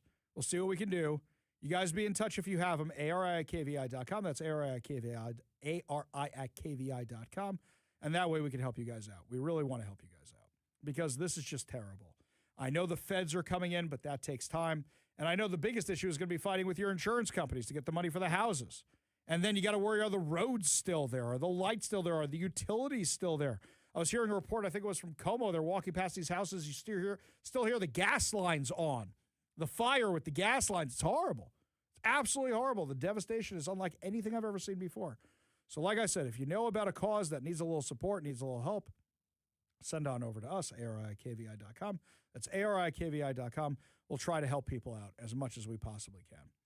Meanwhile, it looks like Sound Transit's having their own problems, by the way. Did you see about this? That one of their trains derailed. Now, derailments happen. This isn't an Ari going off on Sound Transit. As usual, derailments happen. But the funniest meme I saw, I think, was from Seattle Submissions, where the train's off the tracks in one of the tunnels. It goes, hey, you can't park that there. I thought that was very clever. But now Sound Transit is finally finally considering fare gates at its busiest light rail stations. I said, why don't you have these on the ones that at least have the tunnels? Then people can't get downstairs without paying the fare. I understand you stupidly built this thing at ground level in South Seattle and other places so people could just walk on, even though you can put those glass sliding things I've seen in other cities. Guess what? Then people have to pay for the thing. During the World Cup, they were bragging that 60% of people paid for the light rail. Wow. Everybody else must have been locals, not tourists. That's how you know they weren't paying for the light rail. Final hour free-for-all coming up, plus the latest on the fires, including the arson investigation. You're listening to the Ari Hoffman Show on Talk Radio 570 KVI.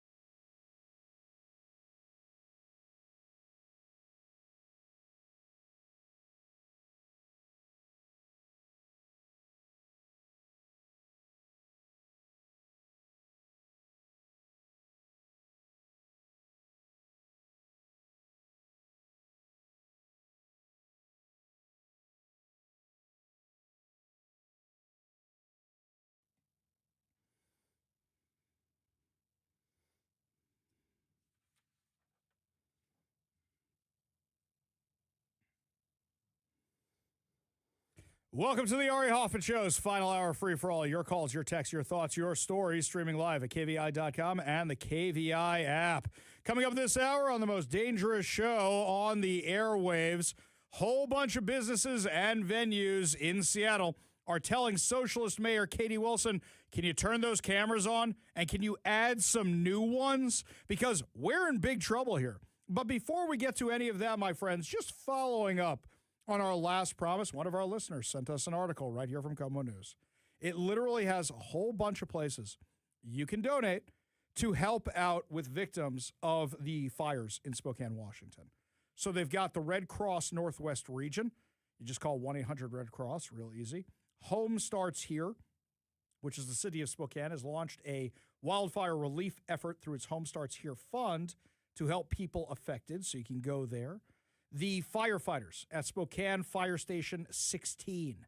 They suggested bringing items like socks, deodorant, chapstick, eye drops, electrolyte drinks, mix to put in water bottles, protein granola bars, beef jerky, trail mix, protein shakes, baby wipes, and sunscreen. Partners Inland Northwest, which is open Monday through Friday from 9 a.m. to 3 p.m. on Broadway Avenue in Spokane Valley, which is also providing things people need, especially families who have lost things like diapers, hygiene items, financial contributions to also take. Catholic Charities of Eastern Washington, the YMCA. There's a lot of great organizations out there, guys. There's a lot of great organizations out there you can contribute to. We go to the KVI studio line. Take a call from Rob in Mount Vernon. Rob, what's going on? Well, that's not why I'm calling. I just wonder if they're going to reveal the identity of the 37-year-old, if he's Caucasian or otherwise. Oh, we know who he is. We know all about him, Rob. I haven't heard. I haven't heard. His name is Climate Change. Okay? That's what Jay Inslee. His name is Climate Change. That's according to Jay Inslee. Are you familiar with this individual? I thought if you were going to say Mohammed, I would expand on that, but let's just leave it at that for now. Okay. 60 years ago, I was 12 years old. My duties were shoveling snow and sweeping the driveway. I can remember shoveling snow in June and 70-degree weather in January. We've been having climate change since God created the planet. I was talking to a friend of mine in Tonasket where they have this Hekin fire over 104,000 acres, and other friends of mine in Spokane and Deer Park area. And we never had forest fires as kids when we were growing up. I grew up in Shoreline. Right. Of course, we didn't have forest fires there, but this is something we've been talking about for a while. It's like, look, I've lived here for 23 years now. So I've lived here for 23 years. I don't remember having wildfire seasons until about what? Jay Inslee was halfway through his time in office, and then they started getting really bad. So 2 generations, 3 generations of bad policy created this mess. I'm not saying forest fires don't happen. We know they happen from lightning strikes and other things. But the fact that we keep having these massive out-of-control ones because we have giant tinder boxes out there is the problem. Rob, appreciate the call. Appreciate you being part of the show. You want to be part of the show, give us a call or text at 206-421-5757. That's 206-421-5757. Now, meanwhile, Rob was asking for the identity of the person who's in custody, and actually his name is not Climate Change. We actually have his name. We have his information. We know everything about this guy almost. But let's remember what Jay Inslee said without any proof, without anything to go on. We all hear there's these massive fires. And what does Jay Inslee say? It's a beautiful morning here in Lopez Island, but I'm so concerned. Talked to my friend, a legislator in Spokane, whose home he had to evacuate because of these massive fires in Spokane County. The whole state's under threat now. Climate change. You know, climate change isn't some existential global thing. It's our neighbors. It's our friends. We had to fight for them. Okay, Jay. Unless this guy who I'm looking at his picture's name is Climate Change, it wasn't climate change. Just last night, the Spokane County Sheriff's Office announced the arrest of Aaron Farinacci, 37, of Spokane, on suspicion of first-degree arson in connection with the Old Trails fire, one of the 3 major fires that have devastated Spokane County. According to investigators, the case began shortly after 10 a.m. Saturday when a resident reported seeing a man bending down along the shoulder near the intersection of Euclid Road and Old Trails Road close to where the Old Trails fire is believed to have started. According to investigators, the witness later spotted the same individual again while driving home and contacted the Airway Heights Police Department. An officer located the man roughly 1.5 miles from the fire's main point of origin, questioned him, collected his identifying information, and released him. Over the following 2 days, detectives with the Spokane County Sheriff's Office said they gathered evidence, built the case, and located Farinacci before arresting him Monday afternoon. He is currently being held on $1 million bail. The arrest follows officials' announcement that the Spokane area fires were believed to be human-caused. I thought it was strange that you had Bob Ferguson, Maria Cantwell, and crew all giving press conferences, and none of them were mentioning climate change, because they knew they looked like idiots like Jay Inslee. Jay Inslee hasn't posted since we all found out about this. And Jay Inslee posts at least once, if not twice or 3 times a day, about climate change. He is a one-trick pony. That's all he's got. He hasn't said anything since then. Now, who is this guy, Farinacci? What do we know about him? Well, I contacted Maricopa County, and I contacted their prosecuting attorneys, and I contacted their district attorneys. But one Google search told us who this guy was. This is a famous story. Do you remember in 2010 that there was this kid who killed his father and tried to kill his mother and then tried to kill himself because he didn't want to do the dishes? That's this guy, Farinacci. He was accused of shooting his father, Jeffrey Farinacci, during a 2010 argument over household chores, retrieved a handgun from his parents' bedroom, pointed the gun at his mother after killing his father, fled the scene, and then was found with a self-inflicted gunshot wound. Maricopa County prosecutors initially charged him with first-degree murder and aggravated assault. Court records show the case was later resolved through a plea agreement. In 2012, Farinacci pleaded guilty to the reduced charge of manslaughter and separately pleaded guilty to aggravated assault. The docket also reflects the case included court-ordered competency proceedings, and portions of those records were sealed. He was sentenced to prison, followed by probation, and was discharged from probation in January of 2024. And then he came to Spokane. Now, we found out today from the court documents, while he was being charged, that he has actually been questioned by authority 2 times last year. 2 times last year, he was questioned by the authorities about, wait for it, setting fires. Now, a lot of his court records, even though we know what he did from media reporting at the time, a lot of his court records are sealed. Some of you want to know the judge's name. I wish I could tell you the judge's name. They're sealed. Court records, according to Maricopa County's prosecutors, they told me earlier today when I called them, when I emailed them, they told me earlier today that court records are sealed either when a defense attorney asks for it or when there's a mental health issue. So this guy's court records were sealed. We don't know why he was released. We don't know why he was let out. We don't know why his probation ended. But we do know somehow he ended up in Washington State and is now the prime suspect in the wildfires that have burned down over 700 structures and caused 65,000 people to evacuate. 65,000 people. But Jay Inslee, tell me again how it's climate change. Now, mind you, we know that Bob Ferguson had a press conference and Representative Michael Baumgartner, Republican, was up there. Maria Cantwell was up there. We spoke to Congressman Dan Newhouse just a little while ago. And there's this big kumbaya happening where everybody's working together at every level. You want to know how we got federal funding so quick? Congressman Michael Baumgartner. That's who it was. He said he's friends with Markwayne Mullin, said he spoke to them, said he talked to the president, said he was working on getting all this taken care of. He's been doing videos. He's down on the fire line. He's down there going through the devastation. He most likely moved the ball to get this done. He's not going to take a victory lap on them. That's not who he is. I'm saying that's what it is. I'm saying this is the guy who is helping out make sure all this got done.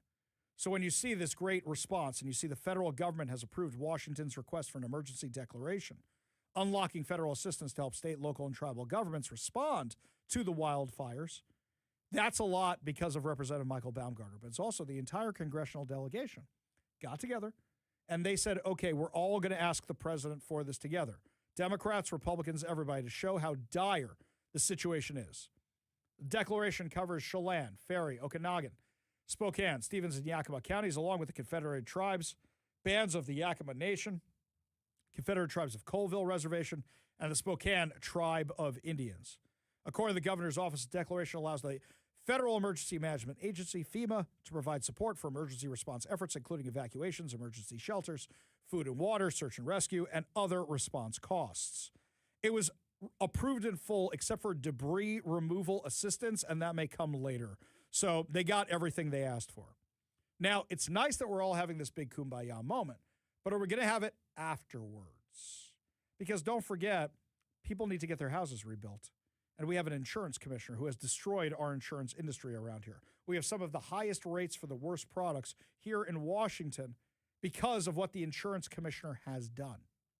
Are we going to talk about forest management?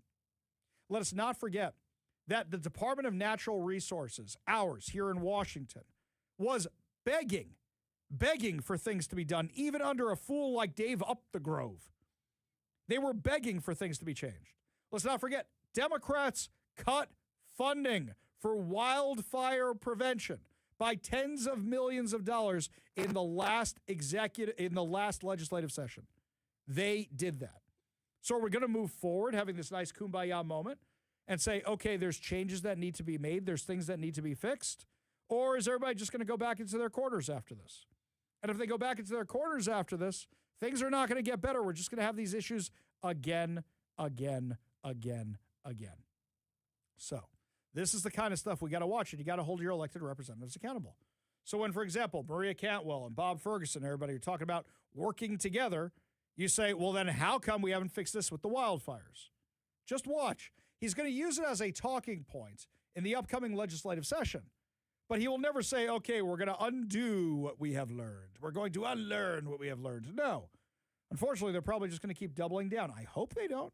I would love to be proven wrong that they don't keep doubling down and that they actually make the changes, like, for example, clearing, thinning the forest, prescribe burns. Let's not forget, a lot of the reason we have so much dry tinder everywhere and invasive species is because we're not letting loggers do what loggers do. Oh, and by the way, where'd the tax money for the loggers go to? That's right, it went to schools. Unfortunately, we don't have that anymore. Elections have consequences. You got an election tonight. You know, the people out there in Spokane and the other counties, they can't even vote. You think they have time to go get ballots right now with everything going on? Some of them are able to go to their county elections offices. I wonder how many of those county elections offices are having massive problems right now with people not being able to pick up ballots. How many drop boxes were destroyed? Are there even drop boxes out there in the middle of nowhere? I think voting is the last thing on their mind, which is why we got to do it for them. And we got to hold people accountable, not vote for them. That's not what I mean, even though technically I guess nobody's checking ID. Don't do that. That's illegal. Don't do that. But you got to hold these people accountable. And when they're having this kumbaya moment, you got to make sure it continues. And when they don't, you call them out for it. We go to the KVI studio line, take a call from James in Tacoma. James, what's going on? Yeah, so after what happened at the bite with the lack of availability with the police chief and the mayor, I want to bring up the city of Puyallup with a state fair coming soon and 1.2 million visitors last year at the fair. Do you think the mayor and police chief of Puyallup should be mandatory that they be available 24 hours a day during the fair, just in case a crime happens? Well, hang on a second, James. I think everybody needs to sleep once in a while. That's everybody. But also, what does the Puyallup Fair have that the Bite of Seattle did not? They don't have metal detectors. Yes, they do. Yes, they do. Hang on, James. I walked in last year and I got beeped and had to be scanned. These are different kinds. They're the new metal detectors you walk over. They have the exact same ones at CenturyLink or whatever it's called these days. They have the exact same ones at T-Mobile. They have them at the Washington State Fair. They have them at the fair. That's number one. Number two, there are police officers everywhere at that fair. There are people at the gates at the fair. And yes, I think elected officials should be responsible. I think that if you're going to host something like that, you should be there the whole time. I completely agree with you. But I'm saying is that Seafair, for example, I wasn't concerned about. Seafair I wasn't concerned about because they have metal detectors at Seafair. They have bag checks at Seafair. Our biggest concern right now seems to be the events at Seattle Center because they never seem to secure Seattle Center. The Washington State Fair, they got cameras all over that thing, and they got the metal detectors, and they got the scanners. Those new things, I don't think they're technically metal detectors. I think they scan your outline like those things at the airport, and they see if you got something on you. I remember Mike was trying to sneak in the horn last year for the honka-honka, and that thing beeped. So, yeah, James, I agree with you that elected officials, if you want to have these kind of events, should be available. But regarding the Washington State Fair, they have the security that the Bite of Seattle didn't. Appreciate your call. Appreciate you being part of the show. You want to be part of the show, you give us a call or a text at 206-421-5757. That's 206-421-5757. In fact, the air quality is so bad around here right now, I can actually feel it in my studio because you got the air conditioners just sucking the air in from outside. My throat's getting all scratchy. My eyes are getting all scratchy. That's nothing compared to what the people in Eastern Washington are going through right now, who don't have their homes, who need your help. I'm just looking out over the water right now outside my studio. When I first got here today, it was hazy, but I could see the mountains and stuff. Now I can barely see across the bay.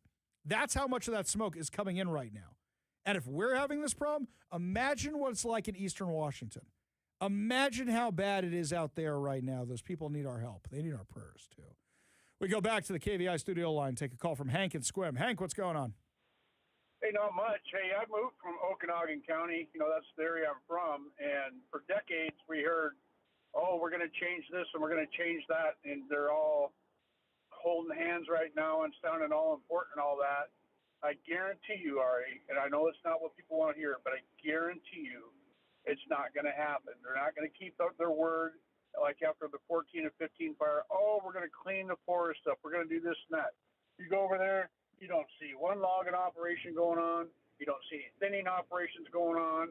And I think my own opinion is there's just no – they say they want to do it, but then they find out it's only going to cost money because there's no money to be made in their opinion. So they just put it on the back burner. Well, to clean up a dirty forest, how are we going to profit from that? All we're going to do is spend money on people out there cleaning the forest. Right, but what they don't realize is the loggers, for example, their taxes went to the schools.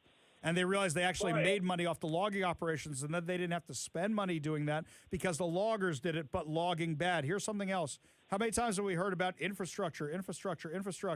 And yet, when we talk about dams and reservoirs, no, tear down the dams because of the fishies, right? So they promise this stuff. It makes no sense. And you can generate electricity off the dams, and then you can charge people for electricity. Well, how much does a fire cost us? They say it doesn't. We don't make no money. If they pay 10% of what they're spending on these fires to pay loggers, it would pay for itself. It'd be like how many millions and millions and millions and millions of dollars do we spend on these forest fires? And they complain about spending a drop in the bucket on having some people go out there and make a living cleaning up our forest to hopefully save millions and millions and millions of dollars in forest fires and protecting people and their homes. I don't understand. Our politicians, Ari, I just want to rip my hair out, man, because they are so full of crap. Well, think about this. The Climate Commitment Act. You know what was in the Climate Commitment Act? Mitigating forest fires. Billions of dollars they could be spending on all of this stuff, and they're not doing it. Hank, totally hear where you're coming from, man. Appreciate the call. Appreciate you being part of the show. You want to be part of the show, give us a call or text at 206-421-5757. That's 206-421-5757. Up next, during the Ari Hoffman Show's final hour free-for-all, more of your calls, more of your texts, plus now businesses and venues are demanding Katie Wilson turn the cameras back on for security. Tell you all about it when we come back. You're listening to the Ari Hoffman Show on Talk Radio 570 KVI.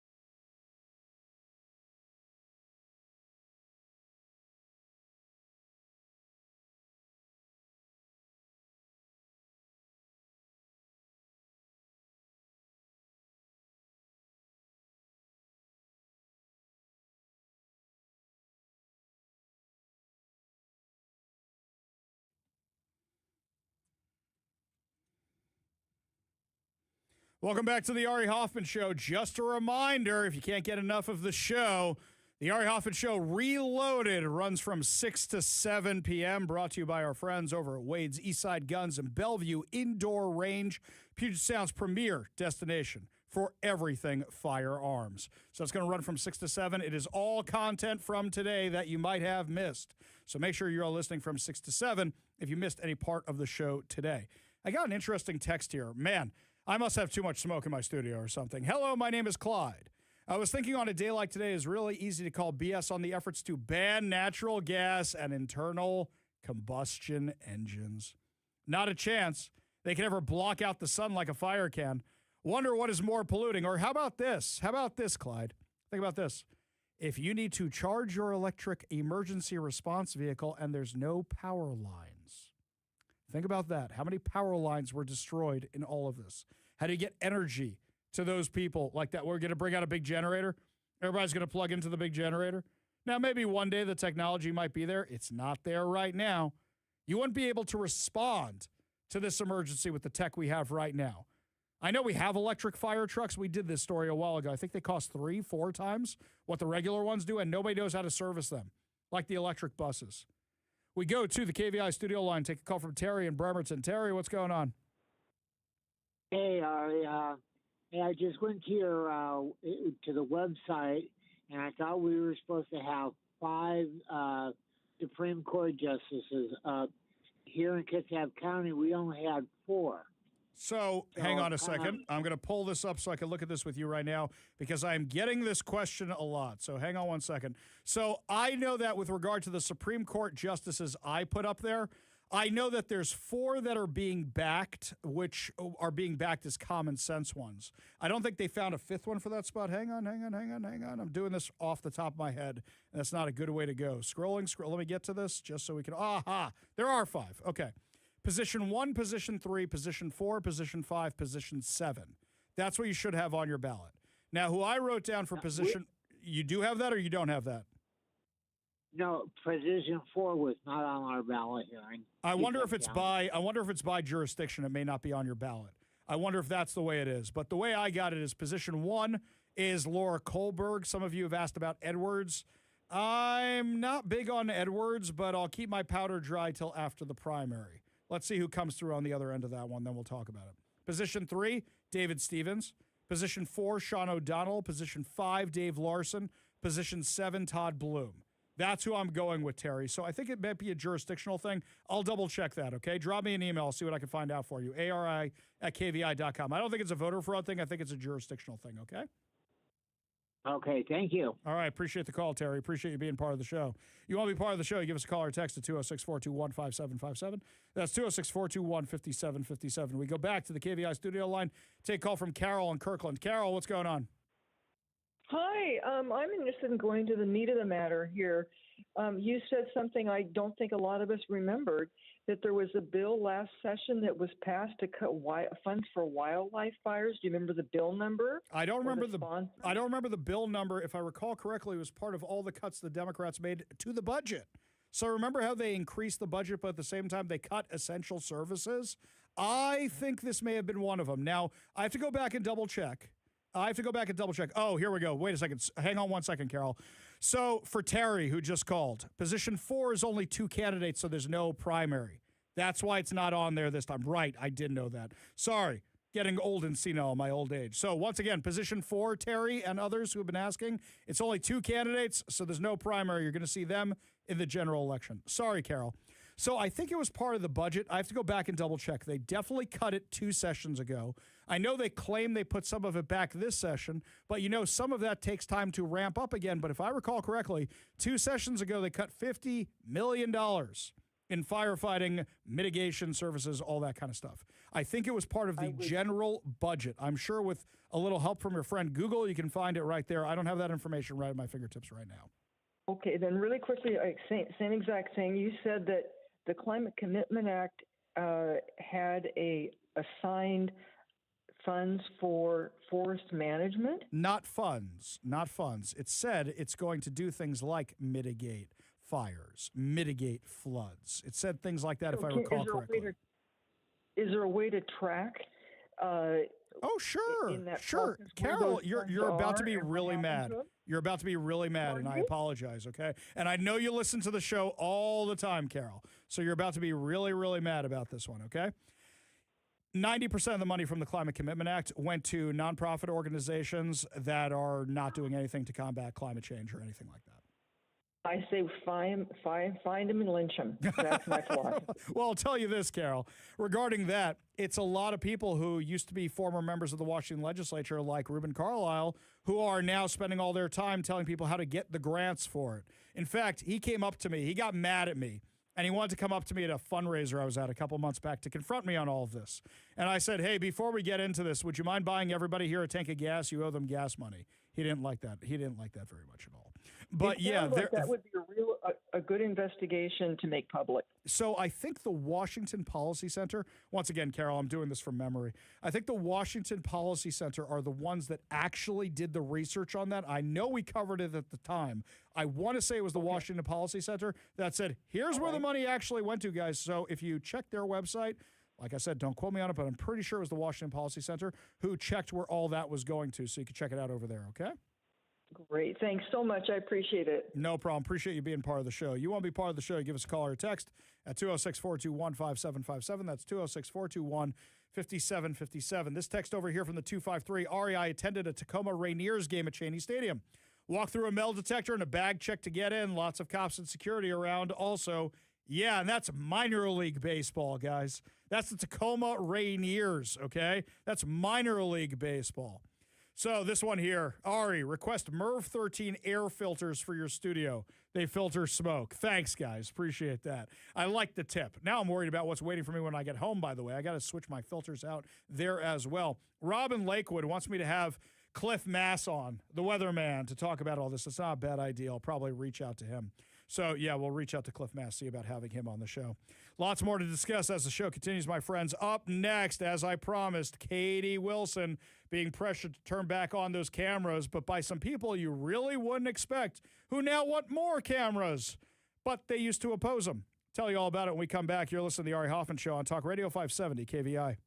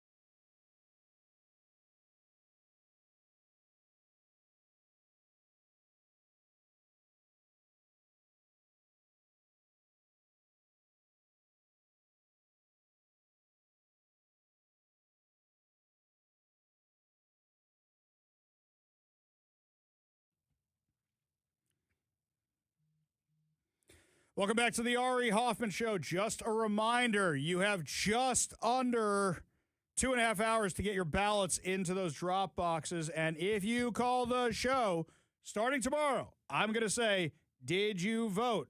And if the answer is no, I will hang up on you and hit the little Star Wars thing we only use on people who are obnoxious to me. So remember, if you did not vote, you are going to get my wrath tomorrow on the phone line.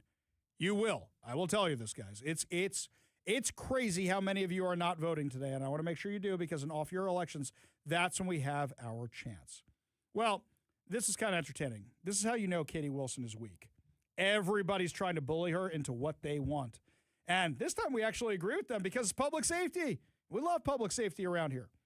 Yesterday, Seattle's largest sports venues, tourism organizations, and event organizers are urging Socialist Mayor Katie Wilson to reactivate the stadium district's police surveillance cameras as City Hall remains in turmoil following the botched response to the deadly Bite of Seattle mass shooting and the forced resignation of Police Chief Sean Barnes. In fact, they don't just want them turned on, they want more of them. In an August 3rd letter to Wilson, a coalition including Seafair, Climate Pledge Arena, the Seattle Convention Center, the Space Needle, Visit Seattle, the Seattle Sports Commission, Chihuly Garden and Glass, Washington State Ballparks. Okay, all these guys are asking for it. Now, what I find entertaining here, Seafair, they take security seriously. Climate Pledge Arena, they take security seriously. They have a stupid name, but they take security seriously. Seattle Convention Center, they are literally losing business. Last year, they lost the Microsoft Build Conference because things are so bad in Seattle. Chihuly Garden and Glass, remember last year they had that guy break in and smash a whole bunch of the art that's in there? Ballparks, they take their security seriously. But then there's this one here, and this one cracks me up. The Capitol Hill Block Party. Capitol Hill, for those of you who don't live in the Seattle area, those are the lefty people. So they want to make sure there's cameras for the Capitol Hill Block Party. Weren't you guys the ones who supported the autonomous zone? The deadly autonomous zone? Wasn't that you guys? Hey, it's okay. It's okay. We'll do the John McClane here. Welcome to the party, pal. It's fine. It's fine. Now you want to be on the side of safety and public security? We can do that. Here's another one who's on here. The Seattle Storm. Possibly the wokest team in town. They want more security. I find it interesting. You don't see the Mariners or the Seahawks or anybody else on here. I wonder if they're part of the Ballpark Association. But that the Seattle Storm specifically did it, aren't you guys the ones that were kneeling for the anthem and supporting BLM and anti-police and all that? Hey, better late than never. We'll take it. The organization's warned that Seattle remains vulnerable to violence at major public gatherings, said police need every available tool to protect residents and visitors. The request comes following the backlash to Wilson's handling of public safety following the July 26th mass shooting at Bite of Seattle. So you had the police chief who was out of town at the time. City officials were criticized over the nearly 5-hour delay before holding a public briefing. Okay, guys, I got to float this theory again. Why do you think it was delayed for 5 hours? We know they were telling people like me at the presser, or excuse me, before the presser, before they even had the presser, that they were waiting on dignitaries. That's what SPD was saying. Sounds like something the mayor's office told them to say. So you're waiting on dignitaries. Was that Bob Ferguson telling Katie Wilson, hold up, wait till I get there. Wait till I get there. Or was that Katie Wilson saying, I better hold up, the governor's coming? Or was that Katie Wilson being completely inept? Look, it could be any of them. Bob Ferguson's got one thing going for him. His response to the fires so far has been pretty good. Now he's had help. But at least he can run a press conference and go, okay, now we're going to bring up the fire chief. Okay, now we're going to bring up Department of Natural Resources. Now we're going to bring up Representative Baumgartner, who spoke to Trump. He's good at that. So do you think that the botched press conference was Katie Wilson? Or do you think he's throwing Katie Wilson under the bus the way she threw Sean Barnes under the bus? Many things can be true at once. In their letter, the organizations pointed directly to the Seattle Center shooting and another shooting on Capitol Hill the previous day that injured 3 bystanders. They said these recent tragic events should serve as a warning that gun violence and gun availability pose a clear and present threat in our city. Make it about the gun violence. It's not about the guns. It's about who's carrying the guns. You guys going to advocate for people to actually be behind bars and not have this revolving door justice system anymore?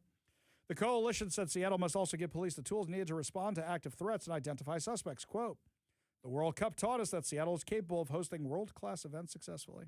However, last week's violent crime should serve as a stark reminder that any large-scale event is vulnerable to public safety threats that may endanger human lives.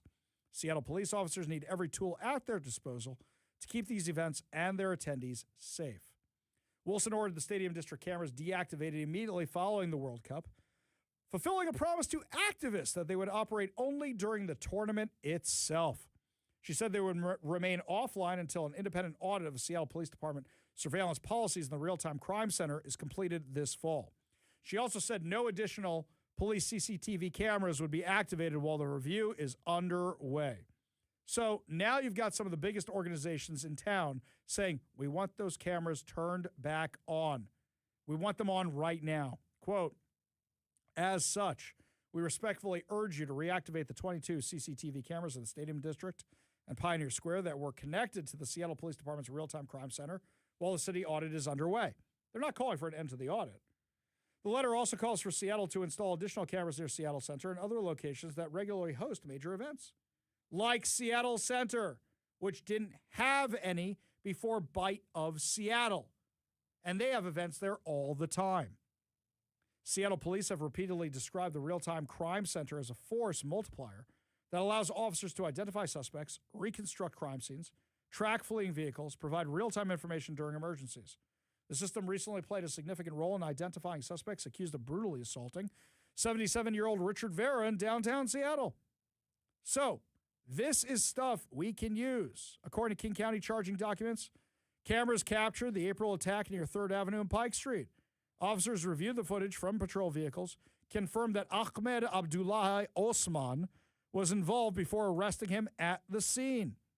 Detectives later used the footage to identify Jason Terrell Leon by comparing his clothing, shoes, facial features, and distinctive link with the surveillance video. He was arrested after police distributed still images captured by the system. Downtown Seattle Association President CEO John Scholes previously said deactivating the cameras amounted to blindfolding law enforcement. So the venue operators who are responsible for hosting millions of visitors are warning that Seattle's public safety challenges did not disappear when the World Cup ended. Quote, Seattle has an extraordinary run of major events ahead this summer and beyond. As a community, we need to do all we can to prevent gun violence while also ensuring we have the means to apprehend violent criminals. And I'm sure they wrote the gun violence thing knowing that Katie Wilson, her radar would go up about it, but it's also for regular crimes too. For example, did you guys see this post from the Pie Bar? Kevin, I don't know the Pie Bar, but apparently people love the Pie Bar, big restaurant around here. To everyone who reached out regarding my post a few days ago, thank you. Today I want to have a very honest conversation about what it actually takes to survive as a small business owner in Seattle right now. Their business was closing, by the way. Now, over the past 13 years of Pie Bar, we haven't just been struggling with economic challenges, we've been surviving on our own. 8 years ago, we were assaulted outside our Ballard shop. Police arrived, told me their hands were tied. Officers want to help, but city policies handcuff them. 6 break-ins and thefts, had windows smashed, generators stolen, personal belongings taken. When I tracked my stolen computer, police were so spread, it took 4 days for a callback. They had to close the Ballard location because of constant crime, customers and employees not feeling safe. We were forced to close our Ballard shop after 12 years. The final straw happened recently. We were loading the Pie Bar food truck for the biggest event of my career, the World Cup. A man physically assaulted me and my employee for just turning on our generator. My employee had to pretend a pen from his pocket was a knife just to get him to back off. The attacker ripped out our generator cord, destroyed our electrical panel. I called the assault line 2 times to press charges. No one has been able to call me back because the department is stretched way past its breaking point. This is what a business owner has to deal with in Seattle. And Katie Wilson refused to even activate the cameras that record after the effect, after the incident, after what happened, to try and catch the felons. You're being told by woke organizations like the Capitol Hill Block Party and the Seattle Storm that something needs to be done, and you still refuse to do it? We're going to follow her career with great interest. Only good news to wrap up the show. Your good news headlines put a smile on your face heading into your smoky evening commute. You're listening to The Ari Hoffman Show on Talk Radio 570 KVI.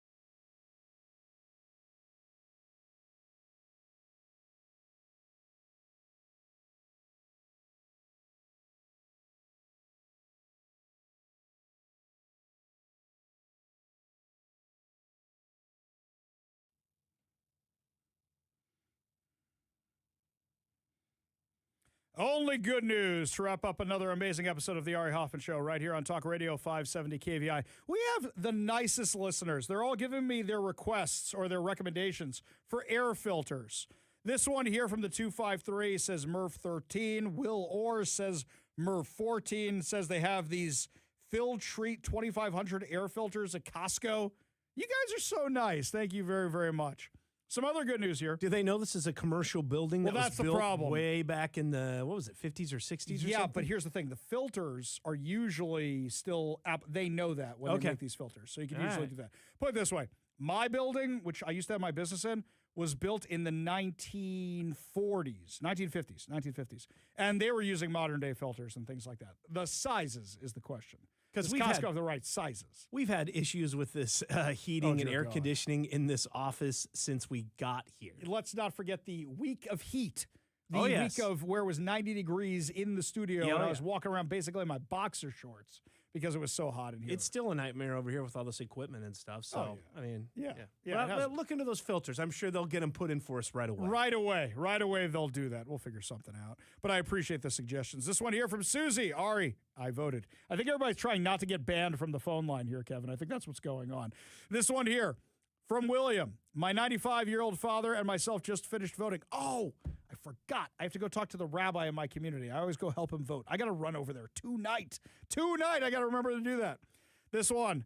Ari, tell folks if they can't bother to vote, then they have no right to complain about what's happening politically. I like your idea to immediately hang up on any caller who says they didn't bother to vote. That's from David in the People's Republic of Seattle. Rob in Port Orchard said, I voted. No Sith here. Good. I like all this. This is all good stuff. You're all on my good list, every single one of you.